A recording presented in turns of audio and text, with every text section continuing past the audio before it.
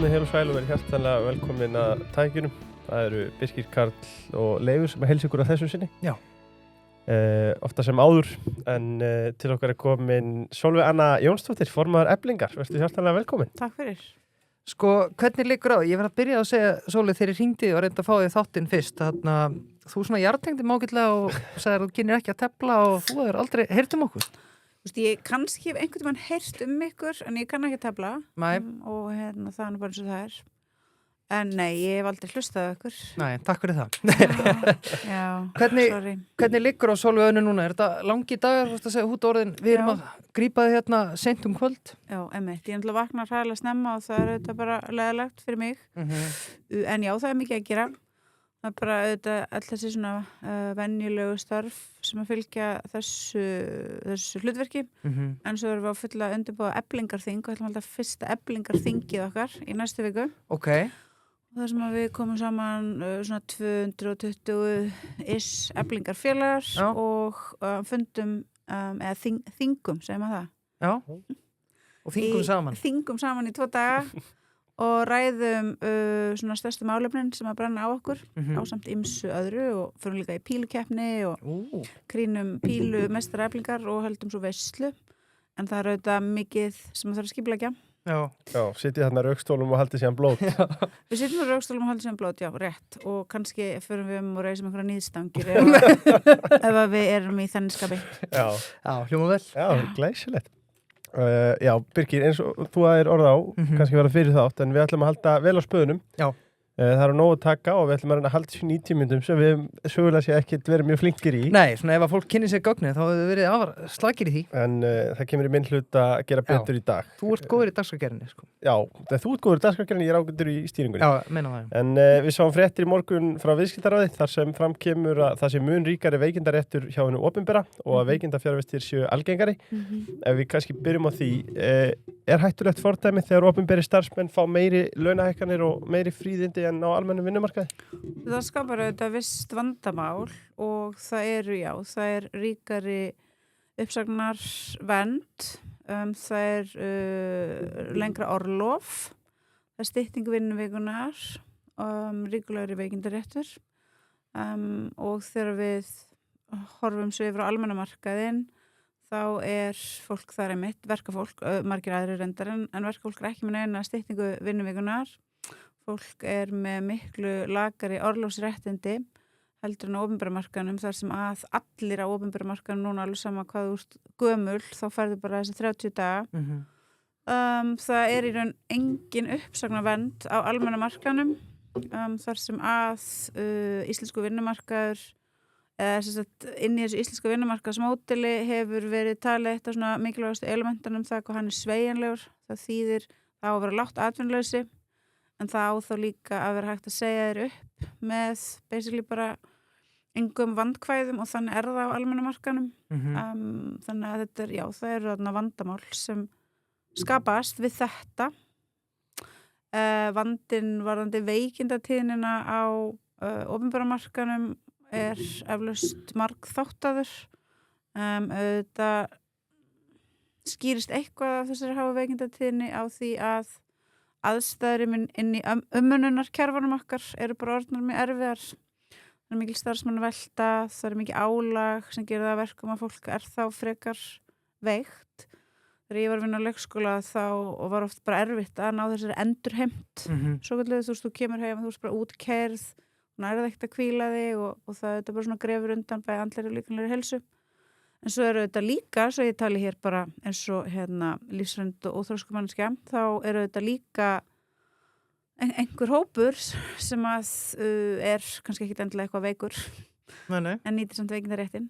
Þannig að þetta er svona, það er margt í mörgu en ég er nú kannski ekki sammála visturráði að það eina sem að dugi sé að færa veikindarétt opinbera starfsmanna til jafns við það sem hann er á almenna markanum. Ég myndi segja að það væri kannski betra að stinga upp á því að velferðarkerfin okkar væri fjármögnuð almennlega, að það væri ekki þessi mannekla og það væri ekki þetta mikla álag á fólki og sjá hvort að það myndi virka og ef það virkar ekki þá væri kannski hægt að fara að ræða einhverjar svona drastískari aðgerðir. Já, afsakið fyrir kannski úr einu í allt annað. Mér finnst það skemmtilegt þegar EM í handbolta var í gangi daginn og þú varst að tala þegar Samtök atvinnulífsins komið fram og sögðu bara að þetta væri frábært hópefli fyrir vinnustaði og starfsfólk. Þitt fólk í Eflingu, það getur ekki bara fengið sér kaldan á vinnutíma? Nei, það getur ekki. Reyndast það ef það gerði það bara reikið. Það bara svoleiðis. Já, það var alveg kostulegt, sko, því þetta, ég man nú ekki nákvæmlega hvernig þessi umræði fór af stað. Það var þessi frábæri markvörður. Já, Viktor, já. Viktor. Ég horfði actually á ég horfði á 3 leiki. Ég horfði aldrei á neitt svona, ég lét lokka mig inn í hópaeflið og horfði. Og það var mjög gaman. Þannig að, já, hann sagði að fólk ætti að skrópa. Þá var það eitthvað svona þá kom Halla Gunnarsdóttir og var eitthvað svona og í kjálfar þess komu Samtök atvinnulífsins og sendu þennan mann, þennan prins sinn af stað til þess að svona segja ekki þykist þér veik, bara svona finna út úr þessu saman og vera bara eitthvað að chilla í vinnunni en nei, ef þú ert ræstingakona, ef þú ert byggingaverkamaður eða vinnur í fiskvinnslu og líka bara ef við horfum yfir á opinbera markaðinn eða þú ert að vinna í leikskóla hjúkrunarheimilið þá ertu bara í vinnunni með þú ert í vinnunni og það mikil ögun í gangi, sérstaklega á almenna markanum. Það mikil ögun á vinnuaflinu og ertláttinn skila vottorðið til dæmis þó þú sérst bara frá 1 dag og það er mætingabónusar, það er mjög mikil harka oft í þeim, þannig að þú veist, þeir eru teknir af þér ef þú ert bara aðeins veik, alls konar svona hlutir, þannig að það er svo sannarlega ekki mikil sveigjanleiki þegar við skoðum aðstæður verkafólks á íslensku vinnumarkaði og bara nærtækt dæmi sem að kannski þið munið eftir en mögulega einhverju sem að hlusta þegar við vorum fyrir svona það bil ári síðan að benda á aðstæður ræstingafólks sem að í þessum bílaræstingum svo kallu þess að við keyrir af einum stað á annan og fólk hafði ekki einu sinni tíma eða tækifæri til þess að fara á salernið þú veist það fólk ekkert eitthvað að fara til að bara að horfa á leikin í símanum sko, það virkar ekki svoleiðis en þetta auðvitað bara eitt dæmi af fjölmörgum það hvernig stéttaskipting nútímans birtist í íslensku samfélagi það bara fólk sem er á einum stað í stéttahírarkínu og svo bara fólk sem á allt öðrum stað og þú veist það engin samskipti þarna á milli og sögum þess að þetta svo mikið að verkafólki höfuðborgarsvæðisins eru innflytjendur þá íslenska milli og öðru millistéttin þetta ekki miklum samskiptum við þetta fólk og mjög hvað getur við sagt, hefur ekki mikla hugmynd svona þann lífstíl sem að verkafólki lifir. Nei, sko það sem var áhugavert við þessa úttekt sem að Leifur nefnir inn upp að þáttar að þú talar styttingu vinnuvikuna sem að ykkar félagsmenn eru ekki með. Já, opinbera fólki okkar með hana, bara eins og allir, en við erum með 80% félagsfólkseflingar á almenna markan og þar engin stytting fyrir verkafólk. Nei, og við sjáum það að veikindadagar þeim ekkert að fækka og maður svona velti fyrir sér núna bara var stytting vinnuvikuna kannski klúður sem dæmi sem gekk ekki upp? Sko ég myndi segja að fyrir fólk sem í skrifstofustörfum til dæmis eins og fólk í VR hefur fengið styttingu ekki jafn mikla og opinberi markaðan, það stytting til staðar það held ég ekki flókið að leysa það inn á vinnustöðum þú minnkar bara vinnutíman þinn eitthvað, verkefnin eru þau sömu en þú getur fundið út úr því og það verður ekkit major kaos þegar þú stendur upp á föstudegi aðra hvora viku og slekkur á tölvunni klukkan 1 það verður ekki stór vandamál sem fylgja því en á opinbera markanum þegar styttingin innleidd þá á hún ekki að kosta neitt þannig að þú styttir vinnutíma til dæmis starfsfólksins í leikskólanum og hann orðin tölvöld styttri heldur mistunartími barnanna en það kemur ekki auka mannafli í staðinn og ég myndi segja að þetta væri svona frekar einfalt dæmi, þú veist þetta bara að fara að skapa vandamál og það bara það sem hefur gerst og við sögðum það í kjarasamningunum þegar að sami var styttinguna 2020 vorum við í verkfallunum í borginni og þá vorum við að berjast fyrir hærri launum og betri starfsaðstæðum en þá voru opinberu félögin búin að leggja mjög mikla áherslu á styttingu vinnuvikunar þannig að hún bara kom með þessum samningum og við sögum alltaf yfir borðið þetta mun aldrei ganga nema það fylgir sér einhver kostnaður þú veist, þið geti ekki implementerað svona stórri kerfisbreytingu inn í kerfi sem vanfjármagnað og stendur á einhvers konar brauðfótum þú veist, það bara að fara því munu fylgja vandamál og svo hefur það þetta gerst og ég hef hitt konur sem að hafa sagt við mér ekki að taka þessu styttingu tilbaka en það ekki vegna þess að þær vilji ekki vinna styttra, það vilja það auðvitað allir, sérstaklega fólki erfiðisvinnu. Ástæðan fyrir því að þær segja þetta að þú ert með deild, ég bara held áfram að nota leikskólann sem dæmi, bæði bara því þekki þau umhverju mjög vel og það er líka bara svo auðvelt fyrir fólk að skilja það. Þú ert með deild og það eru 3 manneskjur á þessari deild að passa 18 börn, segja það. Og svo fer ein, en það kemur engin annar í staðinn. Og það var augljóslega, þá þeim mun meira álag á manneskjurna sem eru eftir, en börnunum fækkar ekki og vistunartími þeirra hefur ekki styrt. Þannig að já, ef að það hefði verið hægt að innlega styttinguna með fjármagni inn í þetta kerfi, fjármagni sem hefði farið í að gera starfsaðstæði betri, húsnæði betra, húsnæði mjög víða bara líka úr sér gengi og hentar ekki nútíma þörfum og svo framvegis. Og það hefði komin aukin mannafli, þá værum við öll ábygglega æðislega glöð og þá ég vissum að veikindatíðnin hefði minnkað og ég líka vissum það að starfsmannaveltan hefði minnkað. En þessi leið var ekki farin og nú erum við á þessum fáránlega stað sem við erum á. Það búið innlega þetta verkefni sem hefði átt að vera bara frábært, en fyrir þau sem eru í umönnunarstörfunum bara þvert á móti frekar erfitt. Nei. Og það sem kannski líka sjokkarandi að því að þú þekkir náttúrulega manna best að vinna á leikskólum að foreldrar ekkert að sækja fyrir eða eitthvað? Kannski ekki alhefa? Já, jú, ok. Þetta auðvitað bara skrítin staðlis að vera í og nú hefur forystu sveit verkefnishreyfingarinnar, forseti Alþýðusambandsins formaður VFR er náttúrulega langstærsta félagið innan ASÍ og Efling kemur svo þar á eftir, svo það BSRB og þessir hópar með svo starfsfólki Alþýðusambandsins og starfsfólki BSRB hagfræðingunum stígi fram með gríðarlega að mínu viti bara svona ofsafengnum hætti, svona ofstakis fullur málflutningur þegar að borgin loksins reynir að fara af stað og draga eitthvað svona örlítið úr vistunartímanum. Þú veist, já, það þurfa að vera einhverju hvatar til staðar til þess að fólk komi þá og sæki fyrr. Það var bara látið eins og það séu bara engir með styttingu vinnuvíkunar.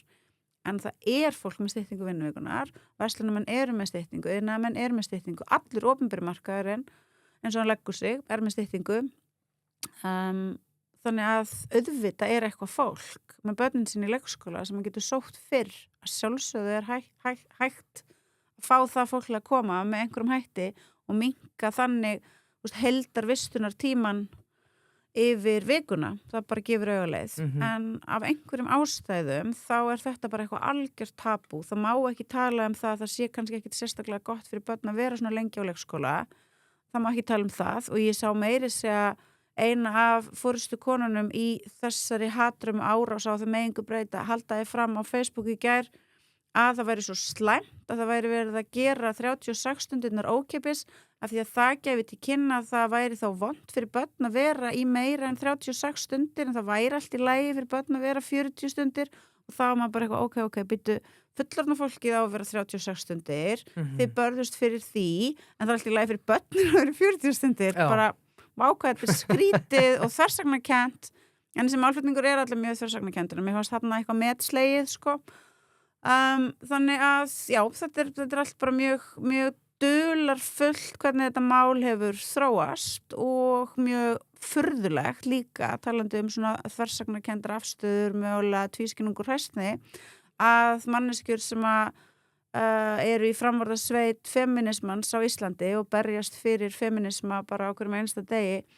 í þessu máli þá allt í einu geta þeir ekki hlustað á raddir kvennanna sem starfa á leikskólanum og 80% eflingafólksins sem starfa á leikskólum eru konur, ég myndi halda plus 90% leikskólakennarana eru konur en þegar þessar konur stíga fram og segja það verður að breyta einhverju, ástandið óþolandi og við bara getum ekki meir, þá það bara eitthvað neini, bara það, þú veist, haldið áfram að vinna, haldið í kjafti, ekki vera að mynda vesen, ekki halda að við ætlum að sækja fyrr, ekki halda að við ætlum að borga meira, þeir eru þókslega vondar og þeir eru að ráðast að kvenréttindum. Það hefur líka verið málflutningurinn, að þetta sé einhver sérstök árás á kvenréttindi og ég bara, já, ég er svo undrand á þessu. Þetta kannski ekkert eitthvað rosalega undrandi, en mér finnst þetta samt hafa opinberast núna í þessu málum ógeðslega skýrum hætti hvað þessi mainstreamsfeminismi komin á furðulegan stað og hvað málflutningurinn orðin einhvern veginn svona, já, kaotískur og skrítinn. Sko, ef við höldum okkur bara í leikskólanum, þegar ég var undirbúin fyrir þáttinn að þú ert með leikskólakennara sem undir einhver ákveðnu stéttarfélagi, En svo ertu með allt hitt fólkið sem mestmegnis hjá ykkur í Eflingu. Já. Hvaða fólk þetta? Já, sem sagt við Eflingar með svo kallar ófaglegt starfsfólk hérna á höfuðborgarsvæðinu, eða hérna í Reykjavík réttar sagt. Við erum ekki með starfsfólk leikskólana í öðrum sveitarfélögum. Og við erum með langstærstan hóp starfsfólksins í leikskólanum. Þetta er það 1200 manns sem eru Eflingafélagar og starfa á leikskólanum. Og þetta er fólki sem þetta bara gengur í all störfi í leikskólanum. Þú veist, augljóslega, ef þetta er svona stór hópur, þá er þetta bara fólki sem heldur þeim opnum. Og við erum til dæmis með það 100 konur sem eru búin að taka sér stöðu deildastjóra í fjölmörgum leikskólum og það er bara vegna þess að þetta fást ekki menntaðir leikskólakennarar inn, það er ekki til nægilega margir og mjög margir menntaðir leikskólakennarar hafa horfið til andra starfa. Þeir eru farnir að kenna í skólunum vegna þess að það kom 1 leyfisbréf og eða bara farnir að gera eitthvað annað því það er bara mjög erfitt að vinna í þessum leikskólum í því ástandi sem að ríkir. Og þá þarf auðvitað að manna þessar ábyrgðarstöður sem að deildastjóra staðan og þá er leita til Eflingar kvenna yfirleitt sem að hafa þessa miklu reynslu. Þú veist, eru búin að vinna lengi, eru bara klára og flotta konur, þetta treysta 100%, þær kunni þetta allt inn og út og þá eru þær gerðar að deildastjórum fyrir auðvitað tölvöld lægri laun heldur en fagmenntuð einstaklinga þeir myndu vera með en nákvæmlega sömu ábyrgð og við rifumst mjög mikið þetta í síðustu kjarasamningu við borgina vegna þess að við sögum að deildastjórarnir sem eru í Eflingu eiga að vera með nákvæmlega sama undirbúningstíma og deildastjórarnir sem eru í félagi leikskólakennara. Það gengur ekki ef ábyrgðin er algjörlega svo sama að undirbúningstíminn sé minni hjá öðrum hópnum og við þessum að rífast mjög mikið þetta og það var ekki fyrir en að við dróum upp og sýnduðum starfslýsingarnar, annars vegar starfslýsingu fyrir deildastjórun sem er í Eflingu og hins vegar starfslýsingu fyrir deildastjórun sem er í félagi leikskólakennara að þá kom í ljós að okkar starfslýsing var 2,5 blaðsíður en hjá hinum varum bara 1 blaðsíða og hjá okkur áttum við að gæta að því að ekki væri einhvern veginn komið fram við barnið með þeim hætti að það særði, þú veist, kynvitund þess stjórnmálaskoðanir, mannréttindi, bibba, búb, þú veist, ég hef bara seeing is believing, ég veit ég trú mér ekki, en ég hef séð þetta á prenti og ég með vistaði tölvunum minni og þegar við sýndum þeim þetta og sagðum bara eitthvað, ok, þú veist, ef við fara að rífast þetta opinberlega, viljið það, þá létu þau undan og gáfu okkur þessa auka undirbúningstíma. En það er þá kannski áhugavert að segja frá því að þegar við hittum borgina í þessum viðræðum og þetta kannski segir okkur dálítið mikið það að fókusin hefur kannski ekki verið á réttum stöðum að þá settust við samningsborði og við vorum með vel ígrundaði kröfugerð og við sögum, við ætlum bara að taka sömu hækkanir og við sömdum á almenna markaðnum því þurfum við ekkert að hafa ágjur af því að við ætlum að koma að sækja meiri pening, við erum ekkert að fara í verkfall út af neins svoleiðis, það slagi bara á en við erum með ígrundaði kröfu sem snúa starfsaðstæðum. Ok, fórum yfir það á svona glæru kynningu eins og alltaf á svona hvað eru þið með? Þá kom að borga með eitt mál, ekkert annað. Og það var að í kjarasamningunum ætti að taka út starfsmenn og setja allstaðar inn starfsfólk. Já, og ég sagði, já, ok, en þú veist, starfsmaður, má standa starfsmaður, á ekki að standa, þú veist, starfseinstaklingur eða starfari eða, nei, það má alveg standa. Þannig að, þú veist, ein Eflingar kona má vera starfsmaður að klæða í og skipta á og allt það, en ef að margar Eflingar konur eru saman, þá verða það að vera starfsfólk og við vorum bara eitthvað, nei, vitið það, við heldum að við þurfum ekki breyta þessu og okkur finnst þetta bara fínt svona, en við getum kannski talað eitthvað sem actually skiptir máli. Þannig ég myndi segja að þarna hafi vókið sannlega gengið á langt, en þau fjallu frá þessari einu kröfu sem þau voru með á okkur og við breytum þessu ekki. Nei. Þú nefndir, við töluðum ánum styttinguna og talar ánum að kjörin hjá ykkar fólki er lægra heldur en hjá faglæra fólki en hvað er versta við umhverfið þetta? Er þetta bara skelfilegt ástand? Meinur inn í leikskólanum? Já, það versta er þetta álag sem að fylgir því að styttingin er ekki fjármögnuð og henni fylgir ekki mönnun. Og þegar að borgin ræddi fyrir, hvernig var þetta, í október, nóvember, maður ekki nákvæmlega, þegar þetta var fyrst rætt af hálfuborgarinnar, það ætti að fara í þessar breytingatillögur, þá vorum við þetta bara frekar ánægð og svo vorum við bara ótrúlega hissa þegar við sáum að strax voru bara komnar greinar frá forystu ASI og BSB, bara nei, þið megi ekki gera neitt og þá eru þið bara vond við konur. Þannig að við í stjórn Eflingar tókum ákvörðun það að framkvæma könnun hjá félagsfólki Eflingar sem að starfa í leikskólanum og við sendum könnun á þennan stóra hóp og vorum bara með mjög góða svörum, við vorum með, ég man það ekki 54% sem svöruðu, sem þykir bara gott og svo böðum við upp á svona opna spurningu og þar fengum við líka mjög góða svör, vorum með hátt á 300 svör þar sem fólk gat bara sagt þú veist hvað vandamálið. Svo keyrðum við þetta í gegnum skoðum þetta og tókum þetta saman og þá kom í ljós að langflestir höfðu mestar áhyggjur af mönnun og álagi. Það var aðalvandinn. Það skoraði töluvert hærra til dæmis en launakjör. Okay.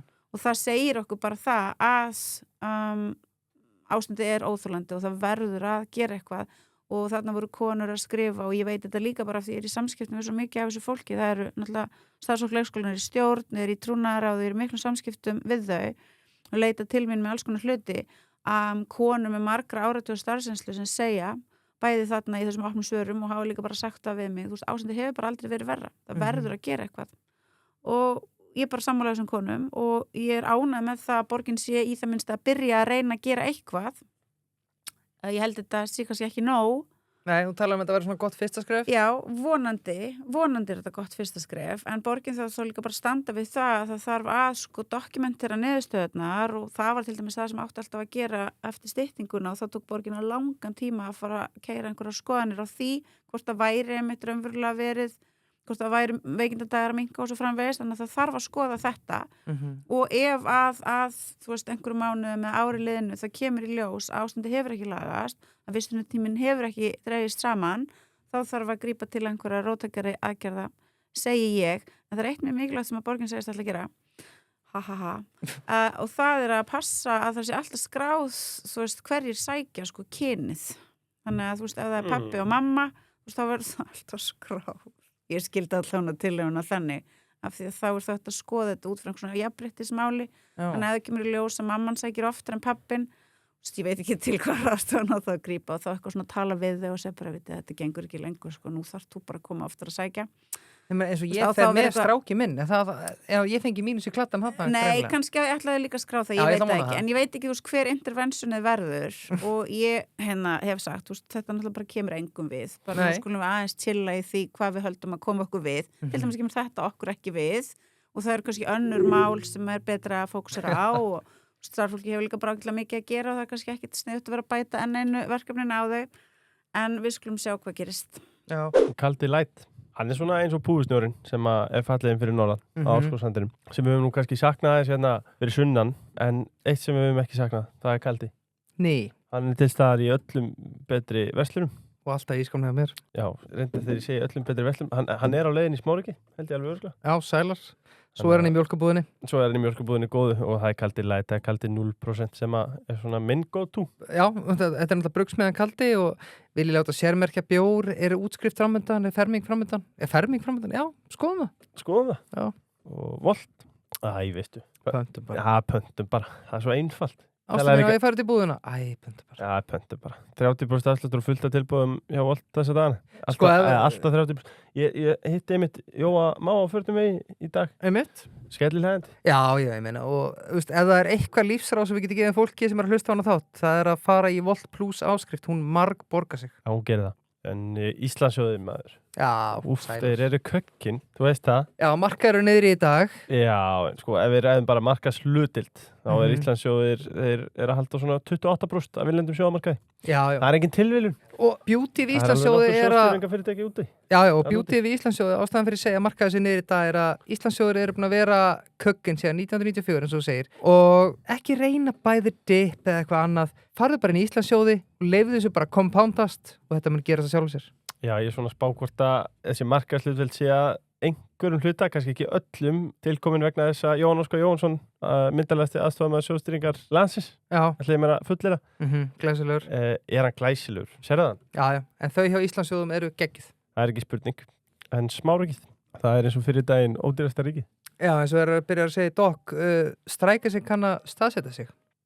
Já, bæjarnefnd Fellsmúli, Hraunbær og að sjálfsögðu miðhrunni en fyrst og fremst er þetta bara þvílíkur neytendasigur fyrir Ísland. Heldur betur og fyrir utan þú getur látið volta þetta tíðin ef þú ert á ferðinni þá náttúrulega pikkar þetta upp en annars ef þú ert búin að fá eitthvað sín okkar kalda ert tómur, þá er bara Smáriki. Já, kunnum þeim bestu þakkir bæði sem neytendur og sem frjálsir fjölmiðlamenn. Sko, mér þykist heyra að þú svona gefur kannski Auglýsa nýtt starf, skrásetjara. viðverustjóri hérna í Reykjavíkurborg. En þá ætlum ég samt að eitt í viðbót sem Já. actually gott, sem við ætlum að gera. Við ætlum að ráða 2, margt af þessu bara mjög fínt. Margt af þetta var bara eitthvað svo fyndið að þetta var svo gjössalega ridiculous. Hverjum dettur svona bull til hugar, hverjum kemur þetta við. Ok, en eitt sem gott sem þau ætla að gera er að þau ætla að ráða, þau eru auðvitað svona umsjónamenn og húsnæðis umsjónamenn hjá borginni. En þau ætla að ráða 2 sérstaka umsjónamenn sem að fara á milli leikskólana og liðsina vegna þess að þetta hefur verið þannig að ef það er til dæmis mikil hálka úti, þú veist, þá er kettlingarnar bara, svo sem mæti fyrst, hún á bara líka að fara út að salta og þú veist, það er bara að gera allt þetta líka og þetta hefur líka orsaka mikið pirring. Þannig að þú veist, þetta getur ekki líka verið það sem þú átt að gera, þú ert ekki ráðinn til að gera þetta. Þannig að ég held að 2 er kannski ekki nóg, í ljósi þess að það eru 63 leikskólar, en kannski dugar það og þú veist, kannski einmitt er hægt líka að finna svona litlu leiðir til þess að bæta ástandið. Já, maður á greinlega ekki að mæta fyrstur maður að vinna leikskóla, það er nokkuð ljóst. Sko, þú gefur greinlega lítið fyrir svona gagnrýni foreldra sem óttast að þessar breytingar því meiri kostnaður og minna frelsi fyrir þá. Já, þú veist, ok, ég er alveg upp á kommunistum og ég hef verið mjög róttæk manneskja og var það sérstaklega þegar ég var yngri og ég varð ung móðir. Ég mitt ætti aldrei til hugar en einn annar en ég bæri ábyrgð á velferð barnsins og allir því, sko. Nei. Þannig að, þú veist, ég skil ekki alveg hvaðan þessi svona stemning komið með að það sé bara eitthvað hræðilegt áfall og álag fyrir foreldra að þurfa mögulega eitthvað að hliðra aðeins til þess að taka þátt í því að stofnunum þar sem að barnið er langa daga sé mögulega betri. Ég bara skil ekki af hverju foreldrar nú til dags eins og Halla Gunnarsdóttir og fleiri tala eru bara orðin svona ofsalega viðkvæm blóm og þetta er bara sjúklegt áfall, bara guð mig góður. Ég þarf eitthvað aðeins að breyta hjá mér til þess að taka þátt í að gera þess að stofnun betri. Ég alveg, ég seti fullalveg, ég skil ekki af hverju fólk myndi ekki bara segja já, guð mig góður, ástandið er alveg hræðilegt. Hvað get ég gert til þess að leggja mitt að mörkum? Já, get ég mögulega kannski eitthvað hliðra til? Get ég mögulega sótt eitthvað aðeins fyrr? Eða ef ég hef ágætt að tekjur, get ég þá mögulega að borga eitthvað aðeins meira? Já, þú getur það. Já, ég ætla að spyrja, þú veist, myndirðu segja þetta að við erum að tala fyrir hlustendur, við erum að tala Reykjavíkurmótari sem var tilkynnti í gær eða hinn, við erum með þetta Kópavogsmótari sem hefur gagnrýnt eitthvað, sko, finnst þér verið að refsa foreldrum sem eru með börnin sín í 7-8 tíma eða verið að segja að það er í góðu lagi, þú þarf bara að borga fyrir það? Já, ég get ekki segja þetta svona en refsing, eins og ég segi, mér finnst það mér svona ekstrema málflutningur. Að ég hef ekki heyrt neitt raunverulega að tala svoleiðis. Ég hef heyrt fagfólk, leikskóla kennara og bara aðra fagaðila þegar kemur að högum barna að segja að það er gott fyrir börna að vera í þægilegu, notalegu, rólegu umhverfi og það er auðvitað gott fyrir börn að vera í miklum og góðum samskiptum við þá sem að eiga annars þau. Ég get ekki segja að þetta sé mikil árás á fólk. Ég hefði haldið að þetta væri eitthvað sem við ættum bara öll að vita.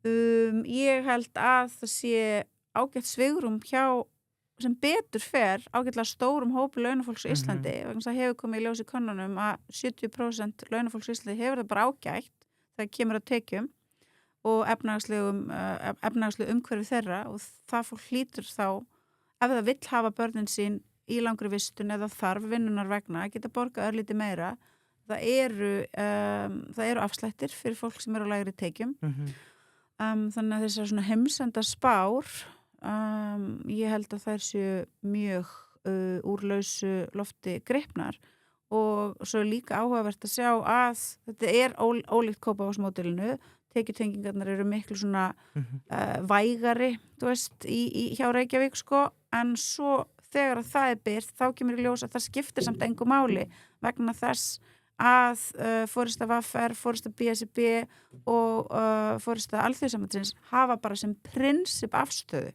að það eigi bara ekki tekjutengja og þau hafa það bara sem prinsip afstöðu að þetta eigi helst bara vera ókeypis og þá hugsa maður bara eitthvað ok, þá er kannski bara ekki tækt að ræða þetta við ykkur ef það má bara ekki finna neina leið til þess að breyta hvernig getum við þá komið samtalenu áfram og ég hef sagt að þetta er dálítið eins og að horfa á þú veist, hús sem hefur hrunið í jarðskjálfta og þú segir nei, við ætlum ekki að byrja rústabjörgun, við ætlum ekki að byrja tiltaktina fyrir en að það er búið að teikna upp, þú veist, fullkomið nýtt plan af nýja húsinu og fyrir en ég komið það í hendurnar og það á að vera besta hús sem hefur nokkur sem verið reist, þá bara ætli ég ekkert að gera í þessari rúst.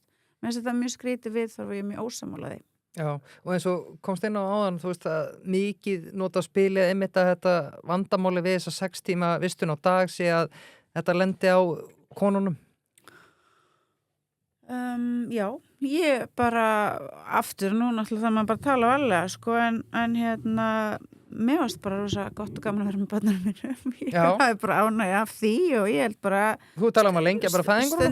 Stundum er það mæðurnar sem að þú veist geta komið og sótt mögulega fyrr og stundum eru það feðurnir og þú veist, fólk bara finnur út úr því. Það held ég að komi okkur kannski ekkit eitthvað æðislega mikið við en ég held að í ljósi þess að Ísland þetta mælist hæst bara vantarlega því sem allra landa, ef ekki bara allra í kvenfrelsi, í þáttöku kvenna vinnumarkaði og svo framvegis, þá held ég að það að borgin reyni að búa til einhverja frekar milda hvata til þess að fólk sækja örlítið fyrr, sé ekki fara að rústa kynjajafnrétti í borginni. Nei. Og mér var brugðið á sama tíma og ég hló þegar að 2 formenn úr félögum innan Alþjóðasambandsins sem að innihalda eiginlega bara kalla annars vegar formaður Rafiðnaðarsambandsins og hins vegar formaður Matvís gerðu sér lítið fyrir og skrifuðu grein til þess að berjast gegn breytingum og Reykjavíkurmódelinu og héldu þau eiginlega bara fram að ef þetta myndi gerast þá myndu bara kallar ekki lengur geta tekið þátt í uppeldi barnanna sinna. Já. Og þá hugsaði ég líka bara eitthvað, ok, þú veist, ef að það þarf svona lítið til þess að einhver einstaklingur, einhver kall geti ekki lengur tekið þátt í uppeldi barnanna sinna, þá hlýtur vandamálið að vera eitthvað djúpstæðara heldur en þetta og það kannski eitthvað að ræða það bara einhvern svona persónulegum basis og mögulega eftir að redda manninu bara einhverju aðstoð og einhverju trítmenti en það þarf ekki að segja nei, það má ekki breyta neinu og kellingarnar á leikskólum það er að bara halda áfram að hlaupa eins og einhverja rissur. Nei, það er ekki svoleiðis. Nei, það er ekki svoleiðis. Við ætlum að færa okkur yfir í tengingu bóta við vísitöluna. Sko, það verður mikið rætt um hennar tvöfaldar lás ef bætur hækka aldrei minna en verðlag og líka við launavísitölu. Sko, og svo sjáum við það mögulega gerast ef við fáum verðbólguskotið annað að þá lendum við mögulega í vandræðum. Hvernig horfir þetta frumvarp við að tengja almannatryggingar við launavísitölu? Já, sko, ok. Nú þetta er bara flókin umræða og ég skil alveg að í fyrsta lagi það sé erfitt fyrir fólk bara að skilja þetta, setja sig inn í þetta og ég skil líka að flokkur fólksins vilji berjast fyrir bættum kjörum öryrkja, það er eitt af þeirra stærstu pólitísku áhersluefnum. Ég skil líka þá sem að segja að sjálfsögðu þarf að tryggja að það fólk sem getur ekki unnið búi ekki við skert kjör og ég er bara 100% sammála því. En þegar við skoðum þetta mál svo út frá sjónarhorni eins og Eflingar eða SGS-félagana sem eru í þeirri erfiðu stöðu að þurfa að semja lægstu laun á vinnumarkaði við mjög erfiðar aðstæður, oft á tíðum við atvinnurekendur sem hafa bara engan áhuga á því að hækka þessi lægstu laun, þrátt fyrir að við getum komið fram með alls konar bara tölfræði og staðreyndir það að það sé ekki hægt að komast af á þeim, að þú veist húsnæðismarkaðurinn sé þess eðlis að fólk sé að borga allt mikið sem ráðstöfunartekjum í, bara það tryggja það gefur höfuð og þess vegna þurfa að hækka laun og svo framvegis, þá er okkur bara mögulega, þá erum við bara mögulega komin á bara erfiðari stað en við vorum og staðurinn var bara erfiður fyrir. En við skulum sjá, mér finnst þetta undarlegt að fara þessa leið í ljósi þess að ég tel að það væri hægt að fara aðrar betri leiðir til þess þá að lyfta upp öllum þeim sem að búa við skert kjör, bæði öryrkjum og launafólki og það er hægt að fara í gegnum skattkerfið, það er hægt að létta skattbyrði á því fólki sem hefur ekki nægilega mikið á milli handana, það er hægt að hækka bætur þá til allra þeirra sem þurfa á því að halda varandi húsnæðisstöðning og svo framvegis. Þannig að ég held að því ég horfi bara á þetta svona virðingarverða markmið að bæta kjör öryrkja, þá er ég ekki vissum að þessi leið hafi verið svo best allir að fara og ég hefði frekar vilja sjá áherslu á til dæmis skattkerfisbreytingar sem hefði þó líka gagnast Eflingarkonunni í láglaunastarfinu sem hefur alveg jafn lítið á milli handana og manneskjan sem er á örorku.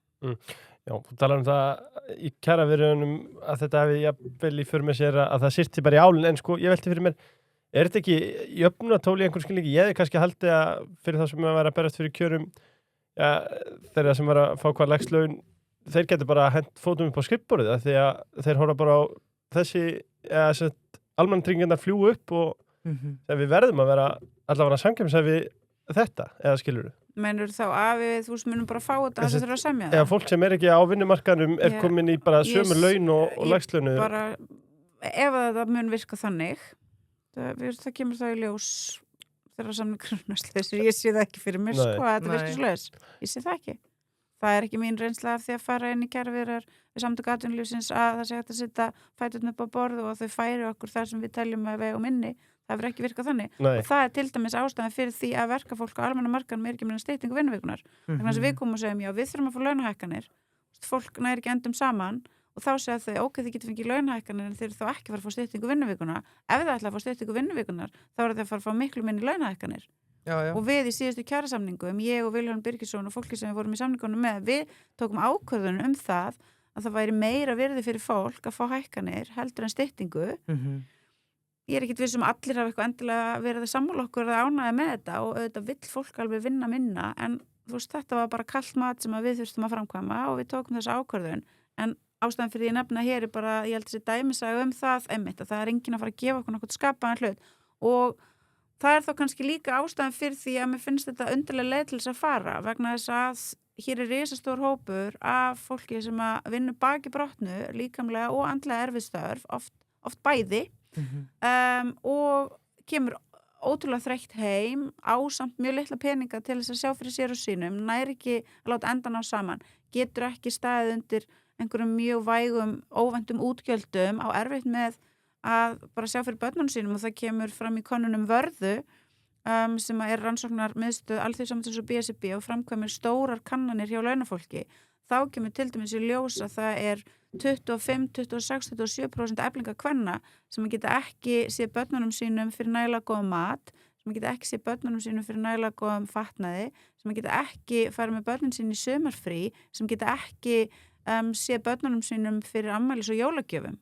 Þetta eru fullvinnandi manneskjur.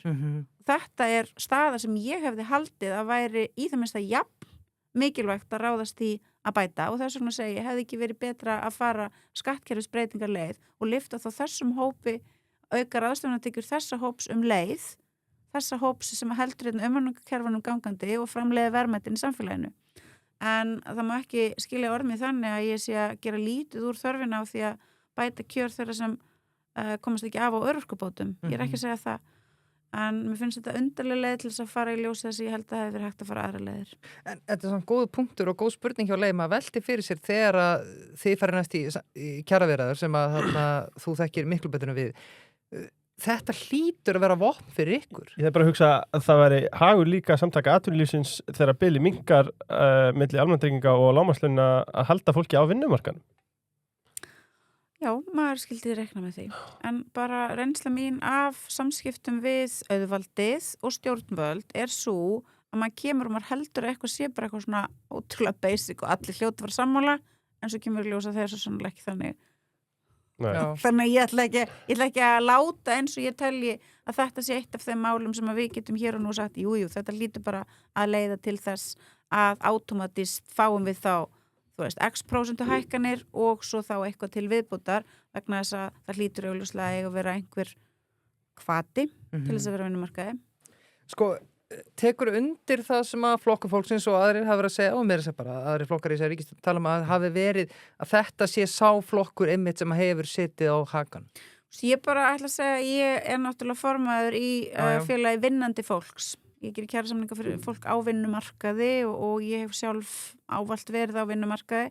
Þannig að ég er engin sérfræðingur í þessu málaflokki og ég ætla ekki að vera manneskja sem er eitthvað að bladra eins og ég þykist vita meira eitthvað sem ég veit kannski ekki nægilega mikið En ég held að sé margt svona villandi sem hefur verið sagt. Ég held til dæmis að það þegar að félags- og vinnumarkaðsráðherra kemur og segir að það muni 110.000 krónum á lægsta taxta Eflingar og svo lágmarks ellilífeyri. Ég held að þetta sé kannski svolítið villandi mynd sem er verið að draga upp vegna þess að hverjir eru það sem að þurfa að komast af á þessum þá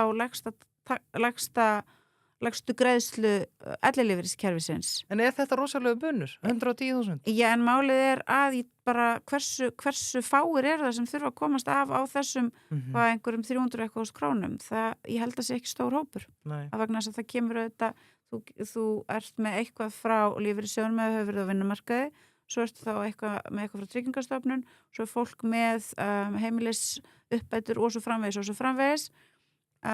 Og þegar ég hef skoðað þetta og fengi að sjá hvað getum við sagt, bara svona greiðslu seðil frá manneskju sem er á örorku og er með 2 börn í heimili og fæ svo að vita hvað Eflingakonan í 100% vinnu á leikskóla er að fá, þá er þetta ekki myndin sem teiknast upp að muni að 110.000 krónum Eflingakonunu í hag, raunverulega er það öfugt. Þetta er merkilegt. Þetta er mjög merkilegt. En það sem ég er að segja er við þurfum öll að axla ábyrgð í þessari umræðu. Við þurfum öll að tryggja að það sé verið að tala hluti sem að eru réttir og ég skil ekki alveg í ljósi þess að Ragnar Þór, fyrrverandi formaður VFR, maður sem að ég ber mikla virðing fyrir og er bara góð vinur minn og félagi, að hann sé núna að reyna að láta eins og hvað að þá manneskjan sem þarf að komast af að lægstu töxtunum sem Efling og SGS semja sé einhvern veginn betur satt en þá margir aðrir. Mér finnst þetta ekki góð stað til þess að vera í vegna þess að hann veit alveg jafnvel og ég að manneskjan sem þarf að komast af á lágum töxtum verkamannafélagana er ekki manneskja sem er á neitt góðum stað í lífinu. Já, það er allt í lagi að þú býrð heim hjá foreldrinu þínum, já, það er allt í lagi að þú ert í námi og þú ert bara að koma þér áfram, en það er fólk hérna sem er á þessum launum, sem er bara að sjá fyrir sér og sínum. Það er hrikaleg stað til þess að vera í, bókstaflega hrikaleg, og við höfum ekki að etja þessum hópum einhvern veginn saman. Nei, það gengur ekki að mínu viti. Nei. Sérstaklega líka í ljósi þess að hann á að vita og við öllum að vita ástæðan fyrir því að það er stór hópur kvenna með grunnskólamenntun sem að detta inn á örorku í kringum 50-aldurinn, konur á mínum aldri, er vegna þess að vinnan sem þær eru búin að vera að sinna, kannski frá unga aldri, er bara rosalega erfið og þær átta sig á því að það er ekkert ljós við enda gangana, sjáðu þið til, og þá þegar þú ert 50 og bara aldurinn fyrir að færast yfir því og það er bara, þú veist, skrokkurinn er ekkert í að pressa og hann var, þá kannski bara kemur yfir þig ástand sem gerir það verkum að þú ert ekki að hugsa bara, ég bara held áfram að þræla mér út eins og ég er búin að gera sem ég var kannski 16 ára gömul fyrir peninga sem duga aldrei til neins. Af hverju ættirðu að vilja gera það? Viljum við ekki minnka líkurnar á því að þessar konur dettin á örorku vegna þess að aðstæður þeirra er ekki nægilega góðar? Viljum við ekki einmitt þá fara þá leið sem einfalt er að fara í því samfélagi sem við búum í, sem er að tryggja að skattkerfið sé nýtt sem jöfnunarkerfi. Ég held að það sé skynsamlega leið í ríkisfjármálum að fara frekar en einlega eitthvað mjög flókið og skrítið sem virðist líka vera illa útfært kerfi sem getur svo einmitt bara skapað deilur og ríg á milli hópa. Sjáum það með þess að bara fólk innan ríkisstjórnarinnar og í stjórnarandstöðu það skilur ekki eins og ennþá þetta frumvarp til að slúta þessu, þetta eru bara fabulera Gunnar Smári gófinn þáttarins, hann sett á Facebook hvað finnst okkur orðuröðuna ég nenni ekki að vinna, ég fer bara á örorku kannski er hann að hitta naglan á höfuð þarna, þetta er kannski ekki en maður að einfalda þetta tóldi? Já, þetta maður einfalda þetta tóldi þetta er ekki svona einfalt og ég er í samskiptum við konur sem eru orðnar veikar og eru að því ég tel veikar vegna vinnunar sinnar, eru í virk og eru bara að berjast við það að fá aftur getuna til þess að fara út á vinnumarkaðin, en vandinn sem að þær standa frammi fyrir er að hvaða vinna býður þeirra. Þær eru að fara aftur í eitthvað láglaunastarf sem að mögulega er bara jafn erfitt, ef ekki erfiðara en starfið sem þær voru í á undan, þannig að vandinn sem að þær standa frammi fyrir er sá að samfélagið er ekki gott við þær, skiljiði. Hvort að þessar konur sögum þess að samfélagið er ekki gott við þær verða öryrkjar ég held að það sé alveg líkur á því og að því leiti gæti maður sagt er það mögulega einmitt auðvelt að segja bara, ég get ekki meir, ég er bara andlega og líkalega búin á því, já, þú veist, í grimmara og ógeðslegra samfélag og væri hægt að berja fólk kannski áfram bara þanglega að dræpist, en sem betur fyrir erum við ekki þar og mögulega, þú veist, fyrir þessi kona og verður öryrki bara einfallega af því hún getur ekki meira, en það er auðvitað ekki auðvelt og auðvitað eigum ekki að skoða svoleiðis. Ég hef persónulega ekki heyrt fólk tala svona, ég veit alveg að það eru einhverjir sem segja þetta, en það fólk sem ég er í samskiptum við, fullvinnandi eflingar fólk sem að enginn er að færa nokkuð skapaðan hlut, það hefur ekki þessa sín á öryrkja. Það veit alveg að tilveran er erfið og það kannski sjálft hefur einmitt bara raunverulega ágjur af því að það sjálft gæti lent í þessari stöðu. Þannig að ég sé fólk ekki tala svona og mér finnst til dæmis, þú veist, það sem að Vilhjálmur Birgisson hefur verið að reyna að benda á, hann er ekki að segja það því hann langi að sparka í öryrkja, hann er bara að reyna að fá fólk til að horfast í augu við það stöðu sem er að teikna stöðu. Og við eigum ekki að láta eins og hann sé eitthvað illmenni, hann er það ekki, hann er frábær formaður síns félags, hann er helsti og duglegasti talsmaður verkafólks á Íslandi, notar öll tækifæri sem hann fær til þess að hamra á hagsmunum verkafólks og að fara einhvern veginn að reyna eitthvað að kasta skít í hann út af þessu máli, það er mjög ósanngjarnt.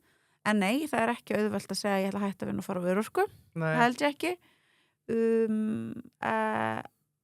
Þannig að ég veit svo sem ekki hvað ég get sagt meira þetta sko, en mér fannst þessi tótt sem hefur núna verið birtast kannski á síðustu dögum, sérstaklega í kjölfar þess að Vilhjálmur Birgisson steig fram og reyndi bara að útskýra stöðuna sem uppi komin fyrir fólki. Og þetta stemningin verið þá þessi, þú veist, hvað hann væri vondur og hvað við værum þá mögulega vond bara fyrir að reyna að segja, veist, við erum þá kannski í skringilegri stöðu. Grillmarkaðurinn, það er tilbúð. Wow. Og febrúar er stuttur sko. Já, hann stuttur, þannig að það er að gera að drífa sig. Það er alveg fram til miðvikudag og hvað ég fór í góða ferðum daginn á grillmarkaðin. Ok.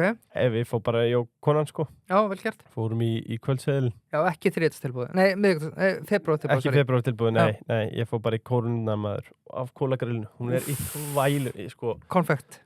Já, bara konfekt. Þú hittir naglan og höfuð þar grillmarkaðurinn. Þetta smjátt af þessum auglókunum. Já. En fyrir þá sem að láta ekki staðið numið með auglókunum og er að háma í sig, þá gæti heimaform verið laust fyrir þá. Já. Ef að menn eru svona að finna þessu aðeins að bólun út núna, kannski aðeins búin að missa sig eftir, ég veit nú alveg áramótahautin farin í vaskinn? Ég veit nú alveg til þess að, ég veit til nokkur áramótaheita sem eru brostin. Já, en það koma mars. Þannig að þá er kannski spurningum bara að taka reset og okkur ekki að leigja tæki frá heimaform. Já, og svo kannski bara annað, ég meina, það er náttúrulega margir efnamikli menn og konur að hlusta á okkur. Eru þið að missa fólk í ræktina á vinnutíma? Græði bara frá heimaform, rækt í vinnunni ykkar. Starfsánu. Ég held að það var já, fyrir utan starfsánu, ég missi ekki fólk úr húsi, sko. Einmitt, ég veit ekki hversu margir fara, ég er að skreppa í ræktina hérna. Já, nei, þetta er bara hérna í næsta herbyggi. Æfingatæki hérna í herbyggi, fara bara ræktina hérna, heimaform, krónan. Wow. Slepptu bara röðinni. Hvernig þá? Skanna á skunda. Engin röð, bara 4, segja. Nei, ég vil nú bara í alvörinni þakka krónu sérstaklega fyrir. Það var þetta belgíski daga núna á dögunum. Já, við fengum gjöf frá það. Í valentínsvökunni, já, og það var búið tíni svona fallega valentínsvar körfi fyrir okkur. Allt belgíska vörur. Já. Hvert öðru betra. Strópvaffel og það var einhver svona sykurvafla. Og súkkulaði. Já, marabú, ég veit ekki hvað og hvað. Krónan bara með allt upp á 10, sko, að þetta er einhvern veginn tekst þeim að bjóða upp á frábæra serveru á sama tíma og þeir bjóða upp á samkeppnishæft verð og afbragð þjónustu. Já, klárt, og ég ætla líka bara að segja við kallarna út af því að hate to say it, en það eru fleiri kallar en konur sem hlusta á okkur og vonandi breytist það einhvern tímann. En strákar, ekki senda konun út í búð. Þetta er það skemmtilega sem að gera að fara út í búð. Farið sjálfur. Brandur, færlega kveðstund á hann. Já, við veitum vel. Já, mikið þykir mér vænt brand. Þetta var gott samstarf. Vætna, sko. En við eigum auðvitað rúsunni pilsendarum eftir. Við ætlum að vera með svona uppgjörstátt frá vörumerkjadeginum. Já, við leifum þeim kannski að tilkynna hverjir unnu, hverjir heftur hnossið, en Sigurverðin fá að mæta hingað í kalda stúdíuði. Já, við urðum auðvitað þess heiðurs aðnjótandi að fá að veita velun í flokknum besta vörumerki undir 50 starfsmenn á fyrirtækjamarkaði. einstaklingsmarkaði. Já. fyrirgefðu. Það var frábært fyrirtæki sem að Er bleikt. eins og þú segir eftir nossið og bleikt. Þetta var frábær viðburður og gaman að starfa með heiðursfólkinu í brandi. Já, Íris og Elías í brandur geggjuð og Arnar Þór Ólafsson kynnir. Wow. Já, Elías reyndar hættur. Jaha. Já. Ok. Og það er mikill missir á honum, en það er ennþá gott fólk í stafni. Já, veistu hver er það minn maður? Hver? Friðrik. Já, það Doktor Friðrik. Já, það er kóngurinn, pappans. En er ekkert erfitt, sko, kannski er ég að segja eitthvað sem er óvinsælt núna, en þú veist, eins og þú talar fólk, félagsmenn hjá ykkur, það vinnur baki brotnu marga klukkutíma á dag, yfirvinnutíma og annað og er á lægstu mögulegu launum. Og að sjá svo fólk sem að er einhver auðvitað eru sannarlega fullt af fólki að núti sem að er bara á bótum að því að getur sannarlega ekki unnið. En að velti fyrir sig að það lítur að vera erfitt fyrir þetta fólk að sjá svo kannski bara einhvern sem að er heima á sér alltaf dag með herri laun. Eða það ekki? Það er ábúinlega mjög skrítið. Já. Bara ég hef ekki átt þetta samtal við neitt, en ég meina ef að það væri þannig, þá er það jú eflaust mjög skrítinn stað til að vera í. En fyrir verkefni fólk, það eru bara flestar stöður í samfélag okkar alveg ótrúlega furðulegar. Ég meina, þú veist, fólki á almenna vinnumarkaðunum sem vinnur við að framleiða verðmætin, en á samt einhvern veginn að sætta sig við skert kjör, fólki á opinbera vinnumarkaðunum, verkafólki sem heldur leikskólunum opnum, hjúkrunarheimilunum, þú veist, á samt að sætta sig við skert kjör, þetta er bara furðulega stað til að vera í. Og ég vildi óska þess að við verkafólk ættum flokk eins og flokksins, flokk verkafólksins, sem að myndi setja hagsmuni okkar í fyrsta sæti. Það myndi bara gera allt sem hægt að vera til þess að bæta kjör verka á láglaunafólks á Íslandi, fullvinnandi fólks sem að þarf að sjá fyrir sér og börnunum sínum. Ég vildi óska þess að við ættum slíkan flokk á þingi. Það væri frábært. Hefur eitthvað hugleitt að stofna bara? Nei. Og leiðan? Nei. Hún er góð starfi í dag. Já, ég held að bara svona kraftar mínir og já, það nýtist ágætlega þess að það er núna. En þú veist, við skulum bara sjá hvað gerist einhvern tímann í framtíðin, en þú veist, það er náttúrulega ekki, ég held að segja, ég held að auðvitað hlýtur að vera gaman að vera í ríkisstjórn ef þú ert með getuna og einhvern veginn mandate til þess að gera og breyta. Ég held það sem er skemmtilegt. En að vera í stjórnarandstöðu og hafa ekkert kapasiti til þess að breyta neinu og vera bara að mæta hana aftur og aftur og vera bara að flytta sömuröðan aftur og aftur og hlusta okkar fólk rafla. Er það eitthvað skemmtilegt? Líklega ekki. Líklega ekki. Nefna svo endar þetta en ríkisstjórn mögulega. Já, mögulega. Já. Eitt sem ég ætla að spyrja, hvað eru mörg próst af eitthvað félagsmönnum af erlendubæki broti? Já, það er svona á milli 50-60%. Þegar ég tók við félaginu 2018 þá voru það 50%. Svo núna fyrir svona cirka bát ári síðan þá voru við að nálgast 60%, en vegna þess að þetta byrjaður samdráttur og atvinnuleysi er að aukast, þá er það aftur farið að minnka og ég myndi giska að það væri kannski svona 55% núna. Ég er bara að velta fyrir mér að því að það eru sumi flokkarinn á þingi sem að tala ansi digubarkalega fólk erlendubæki broti hérna á Íslandi. Sko, væri ekki í lóga lagi að sína þessum flokkum hvað myndi gerast ef þetta fólk myndi leggja niður störfi í dag? Já, ég minna við höfum náttúrulega alveg farið í verkvall og það hefur áhrif. Og við skulum sjá hvað gerist núna næsta haust ef að samningar losna, hvort að það þarf að fara í aðgerðir eða hvort við þurfum að bíða eftir einhverju flugveldasýningu þannig til 2028. Já. Vá, ég ætla að fara sér 2008 sem nei, það er búið. Það vantar eitthvað hann. Talandi 2008. Talandi hrunnið. Já, en sko, ef við skoðum aftur söguleika að þið vorum talandi 2018 og þá hafði þetta verið 50%. Mér leikur forrætna á að vita hvernig þetta var fyrir enn lengar síðan. Hefur þetta ekki? Nei. En frá því að þú tókst við? Sko, þú veist, í mínum af því að þú veist, fyrir mig þetta bara 2018 í Eflingarsamningin ár 0. Já. Bara ég og Pól Pott eigum það sameiginlegt og okkur finnst gott að hafa bara ár 0 og þá voru það 50% útlendingar eða innflytjendur og 50% fólk með íslenskan bakgrunn. Já. Já. Það er samt áhugavert að það hef ekki hækkað Sammála því. En svo hækkar það og nær svona cirka bát næstu 60% en er núna aftur farið að minnka. Já. Vegna uppsagna. Já. Já, Efling, mér langar einmitt að taka þá næsta. stórt félag með marga ólíka hópa. Hvernig forgangsraðar þegar að það þarf að velja milli hagsmunahópa? Ok, bara mjög góð spurning. Við reynum að vera ekki að forgangsraða. Við höfum þó gert það, eða ég veit ekki hvort ég á að kalla það forgangsraða. Sko 2019 þá undirritum við lífskjarasamningin á almennamarkaðnum og förum svo og förum í harðar aðgerði gagnvart Reykjavíkurborg til þess að fá þar sérstaka hækkun. Og þá sögðum við að við varum að berjast fyrir því að fá leiðréttingu á sögulega vanmetnum kvennastörfum. Og við hugsuðum að það myndi svona kannski fá hérna kratana og feministarna til þess að styðja okkur sko, en það reyndar var ekki endilega svoleiðis. En það var samt það sem við vorum að gera.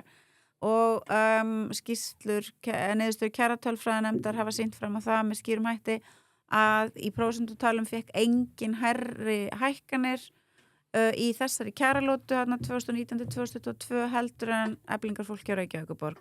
Þannig að þarna má þó segja já, við forgangsröðum hagsmunum þeirra, en það gerðist samt með svona organískum hætti, þú veist, við bara fórum inn í þær kjaraviðræður að hinum loknum, ég fór að heimsótti fullt af vinnustöðum Eflingarfólks í Reykjavík og ég sagði við þau, þú veist, þið bara megið svolítið ráða för, ef þið viljið að við förum og reynum að bæta stöðuna, þá gerum við það og þau sögðu öll já.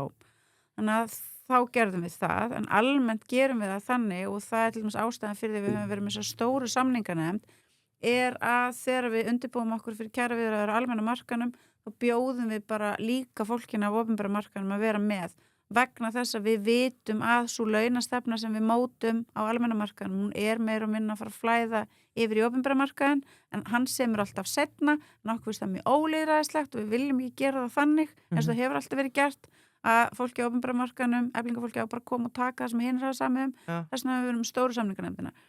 Þar kemur fólki á almenna og opinbera markaðnum saman, ákveður saman hver stefnan eigi að vera og svo förum við af stað. Þannig við reynum að vera með ekki að forgangsraða og þetta til dæmis, við ætluðum að fara þessar leið varandi í hjúkrunarheimila samningana síðast, þá fórum við mitt og sögðum við ætlum að semja bara það sama og við erum búin að semja almannamarkanum en við viljum fara í úrbætur á mönnun, svo gekk það ekki eftir og við höfum teiknað inn í þá samninga forsenduákvæði sem gerði okkur kleift að segja þeim upp og þá fórum við og sögðum, ok, fyrst þið getið ekki retta starfsæðstæðanum, þá viljum við bara fá meiri pening og þá fengum við fengum það án þess að þurfa að fara í verkfall.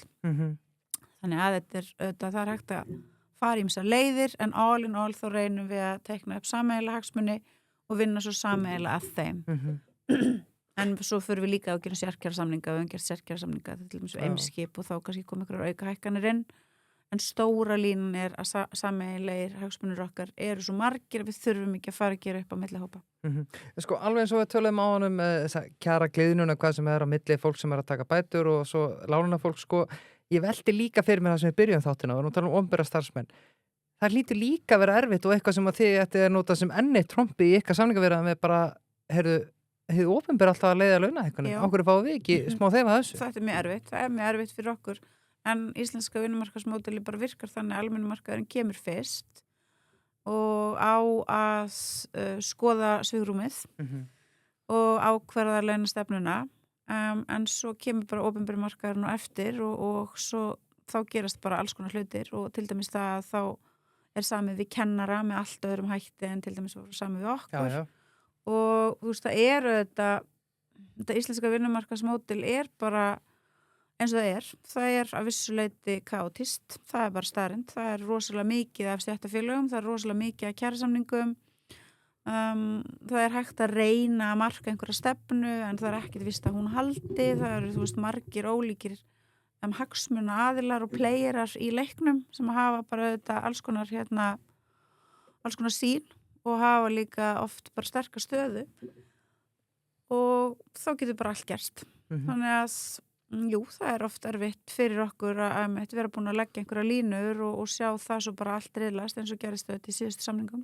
Já, tala kannski að þið fá einhverja x-hækkun í gegn og það er bara við erum að gera þvílít vel við ykkur, svo bara ertu vallarlega gengin úr herbygginu og þá er komin 20% af opinbera starfsmenn eða hvernig það sko. Já, þetta er búið að vera mjög skrítið náttúrulega sem gerist núna, við undirritum þessar samningarna 2004 og það eru samningar sem að snúast það að reyna að ná einhvers konar sátt að stærsta verkefni sé að ná niður verðbólgu og svo vöxtum þau kjölfarið af því og að við séum tilbúin til þess að feta þarna þessa slóð með þessum sæmilega hófstiltu hækkunum. Almennu hækkanirnar fyrsta árið 3,25%, svo 3,5% restina af samningunum og hækkanirnar fyrir taxtafólkið herri, það virkar alltaf þannig sko, því það er ekki á markaðslaunum og bara strípuðum taxtum.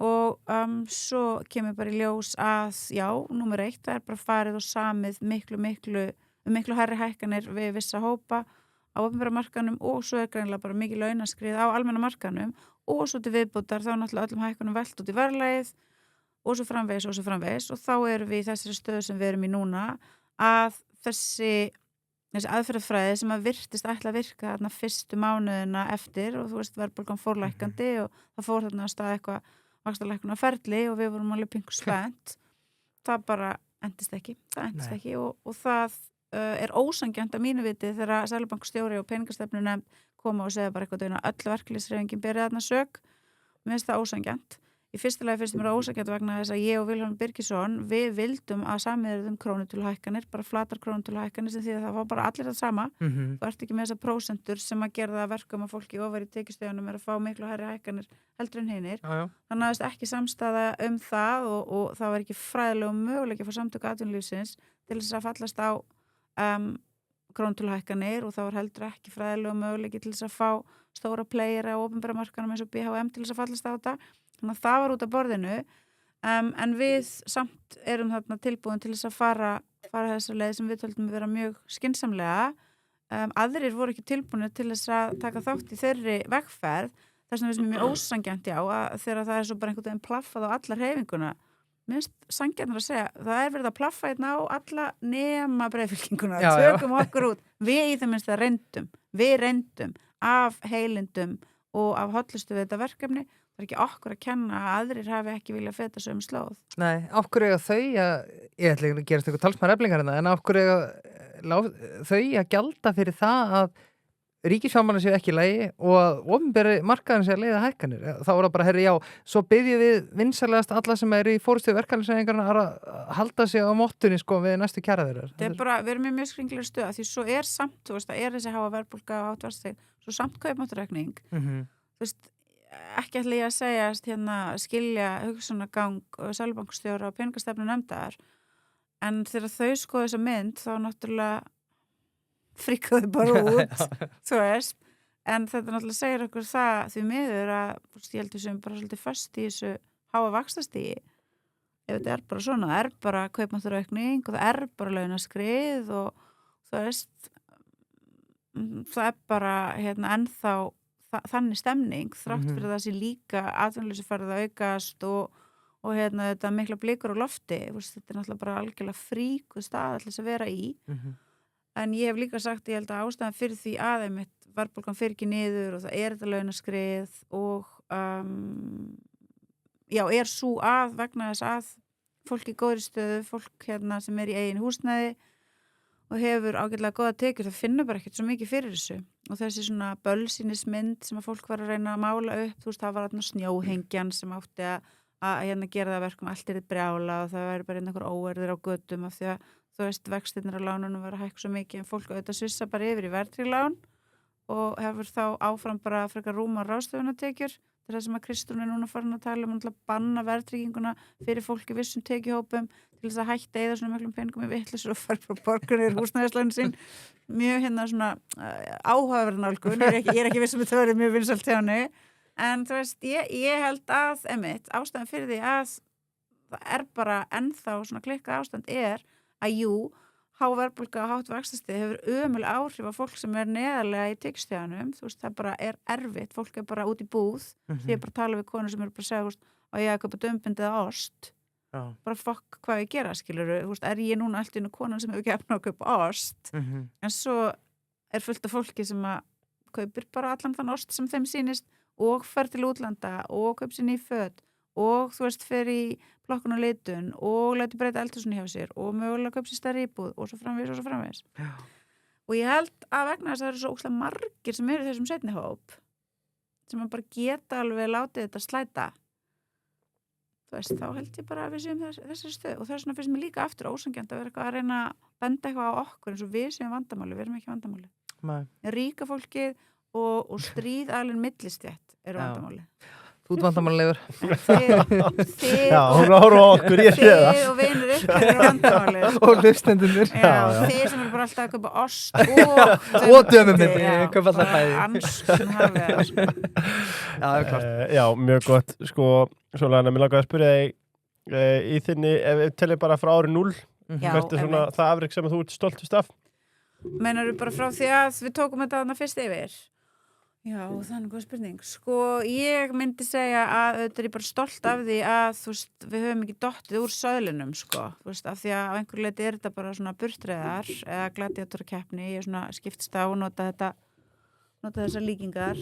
Og, þú veist, ég er bara stolt af því að þrátt fyrir ítrekkaðar tilraunir til þess að, þú veist, lens okkur úr söðlinum eða þú veist slátur okkur í gladiatorahringnum þá tókst það ekki og minnst það að vera gaman, ég er stolt af því.